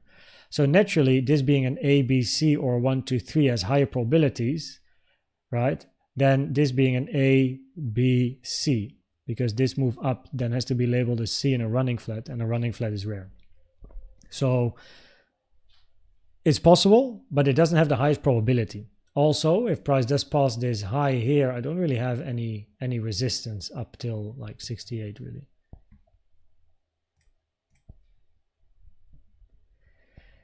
Well, it's just a flat again. Then you would need this to be an A, B, and then a wave C.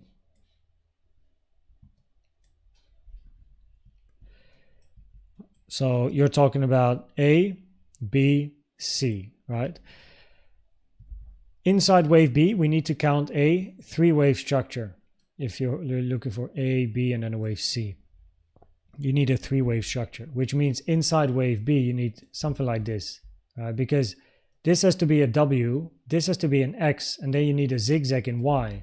But this at the moment is not a zigzag. This can be counted a zigzag, yes.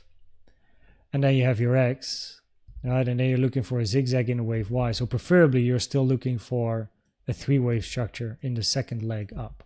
You can't count this a wave A for then a BC because of this move up. So either A, B, C in W here, X and Y for a double zigzag, but wave X retraced below the 0.7, I think. 1 second. Lowering probabilities for a double zigzag. Yes, it did. So lower probabilities for a double zigzag, which pretty much in B, most commonly you'll have a zigzag family pattern. A double zigzag, low probabilities because you hit the 0.7. A simple zigzag in an A, B, C doesn't really work because of this move up. So you need to count 1, 2, 3, 4, 5. No, it doesn't really work. So therefore, the more bullish scenarios will have a higher probability compared to your flat.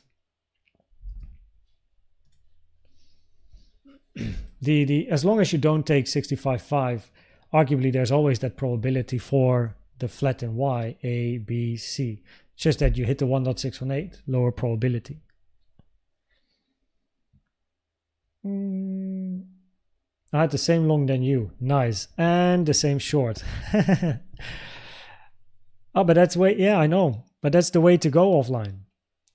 You're learning, you're implementing, and you're executing perfectly fine, right? You had the same long, booked a profit, had the same short, turned into a loss. I mean, it's good. And even if you're out of a trade and it's difficult to find a re-entry, you can also take the day off and enjoy, made profit. Tomorrow's another day, come back. Yeah. So don't forget, 1% profit every day will make you a very rich man or woman or LGBTQ plus or whatever you identify as. But yeah, of course, preferably we have a plan, and one trade gives us a risk to reward ratio of 1 to 3. So if you win 1%, preferably you risk 0.33%. What do you think is possible for a short? Well, at the moment, shorts are not really preferred for me. So shorts would be higher, 68, 70, 71, 2, even higher. So because we touch the 886, probabilities are higher to sooner or later take the high, even if you do come down all the way. But for a flat wave Y in a bigger WXY, we now touch the 1.618 from this high to that low. And the 1.618 is an uncommon / rare target for a wave B in a flat. Decreasing probabilities for a flat in wave Y to move below this low here. Increasing probabilities that this move to the upside is going to continue. However, as mentioned earlier, the 886 is quite... I don't know why exactly. I think it has to do with the FOMO that it creates, price almost taking the high, and then it just comes down that one more time where people then exit and they're like, oh fuck, we go down, something like this. But somehow the 886, once it's touched, does like to move price to the golden pocket. Of course it can just continue. That is perfectly fine. But that's why I have a template which is called 618 retest RT. Yeah. Where would you measure this as a wave 3 from using the FIB extension? I usually look for the 1.618. Wave 1, that is correct. That is correct, Tim. Yes. And the 1.618 is generally a minimum target. The only rule a wave 3 has is it's not allowed to be the shortest wave. It can be shorter than wave 1, but then wave 5 has to be shorter than wave 3. But most commonly, wave 3 is the extended wave, which would get us to the 1.618 as usually a minimum target. Can it still be an expanded flat? Locally here, yes, as long as you don't take 65.5. Cheers, offline. 51k is in my crap harmonic point. Potential. Would be a really nice reverse rug if it just went to 70k from here. Who knows? Who knows? Who knows? There is that potential. Super annoyed I got stopped out in that long the other day. You were talking about it yesterday. Yeah, 60.2k. Holy moly. That's an insane entry. Learn the lesson. What did you learn? They moved the stop loss up too quick. Was the stop loss too short? Was the count wrong? There's something. What will be the scenario of wave counts? The long ended now I can see. I just explained the wave counts here locally, of course. I identify as a fire truck. Yeah. Yeah. Nowadays, you never know. Yeah. Gotta take everything into account. Holy moly. The psychology of the B wave is the most interesting. I agree. I love a good wave being a flat. It's the perfect fake high. It's making everyone very, very bullish or bearish, and then reverse it very quick. It's so nice. Altcoin season. Usually, when Bitcoin ranges, the alts get the opportunity, no? But I'm not too familiar. Yeah, I know altcoin season, but I don't really know the ins and outs for that. Stop loss moved up too quick. I see. Oh, it's always shit when that happens. And then you get wicked, and then on to the next one. Oh, it's so painful when that happens and price actually follows the plan. Down from 51k.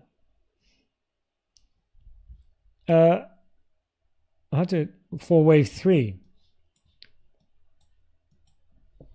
So, I mean, if you would look for wave 3, you take a trend-based fib from the low to the high to the low. So low of 1, high of 1, low of 2. Usually your minimum target is the 1.618 at 74.7k. But the minimum requirement for wave 3 is not allowed to be the shortest. So even a wave 3 can be shorter than the 1-to-1, shorter than this leg. But then wave 5 should be shorter than a 3. But most commonly, wave 3 is the longest, strongest, most impulsive wave, where your wave 3 target would be usually at least the 1.618. As wave 3 most commonly extends. Not to forget, by the way, we also still have the potential for an A, B, C, and down. So we gotta wait and see what price does once it hits resistance.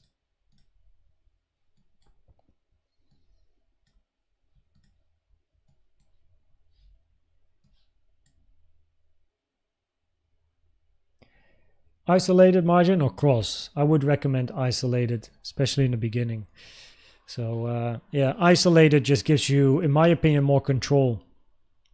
I, to this day, still trade isolated all the time. KBC, potential, over $5. Oh man. Over $5 at a price of 60.2k. I mean, what's the chance, Second question, have you tried enter a trade with zero liquidation without stop loss? With zero liquidation and without stop loss, any thoughts? I'm not sure exactly what a zero liquidation is, but I always have a stop loss. Always. I always have an invalidation, and I recommend everyone to have a stop loss. Because before you enter the trade, you need to have a plan. And with the plan comes an invalidation. So you need to know when you're wrong and probabilities change or you want to get out. And that's where your stop loss will save your ass. So, yeah. My liquidation is never my exit. I think also it's a stupid way to trade, really. I mean, pleasure, Hero Jamal. Welcome to the channel once again. And love from Pakistan. Yeah. Love from the Netherlands. Why don't you use channels? I find them helpful with impulses because impulses usually contain within the channel. Actually, an impulse usually doesn't, because wave 3 moves out of the channel. So you have a wave 1, 2, and then your wave 3 should move out. So you have, and then your wave 4 comes back to the channel. So you have a channel from your low, if we're counting impulses, right? 1, 2, and then a continuation up. You have your 0 to 2 channel, and then to the high of your 1. If you're looking for a wave C, the upper side of the trend line is one of your potential targets and resistance areas for a C. A, B, C, down. For an impulse, if we're looking for a wave 3, in that case, you want to move away from the channel. You want to move above. Holy moly. And once your wave 4 starts, right, so 1, 2, and then eventually move up in 3 usually extended. Wave 4 commonly comes back to the channel, upper trend line at least, before potential 5 up. Or it can fall into the channel and then move up. So yeah, but channeling, yeah, I would agree, channeling is very useful. But I don't like to use channels because I just prefer horizontal lines, and I prefer the fibs, and yeah, I never got into, so I know how to channel Elliott waves and the corrections, ABC, WXY, impulses, but I never really found them too useful for the way I like to do my analysis. So it's a personal choice. Some people will love channels, but I am one of those that I don't use RSI, I don't use channels, I use other stuff, yeah. But you can use it, and it can be very helpful, yeah. So yeah, I just prefer horizontal lines over diagonal lines, and usually with the channels you'll have diagonal lines, of course. Sir, please count the waves from recent price. I'm not clear. Exactly, fishy. Okay, I also have to end the stream, by the way. It's about time after, how long are we live now? So let me do a final probability run and then call it a day. 3.5 hours. Woo, 3.5 hours, yo. Thanks for all the support, guys.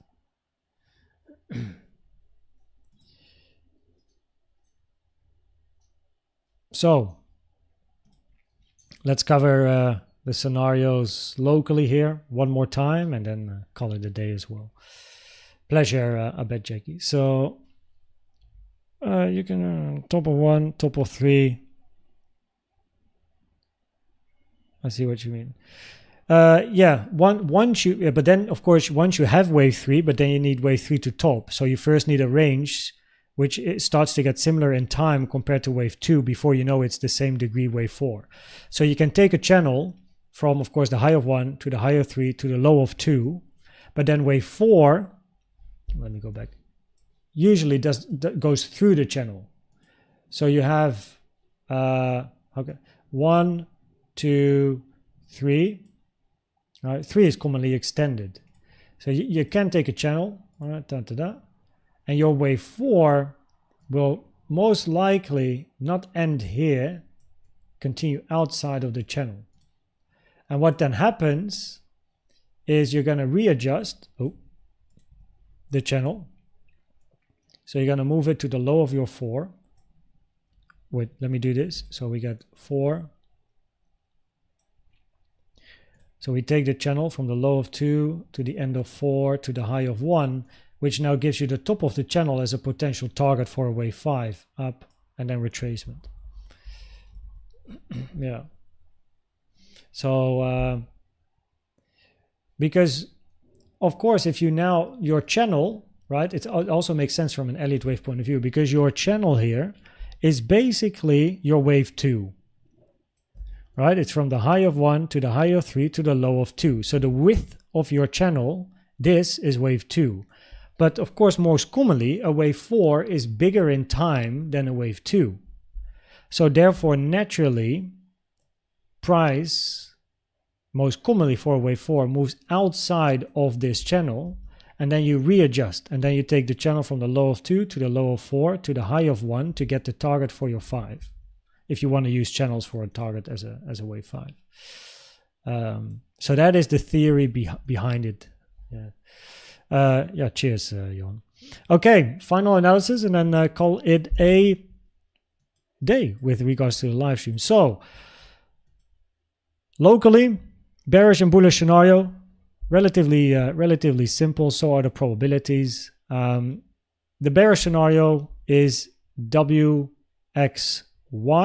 to the downside. Let me actually clean this up. Let me do this good. Let me do that there and this.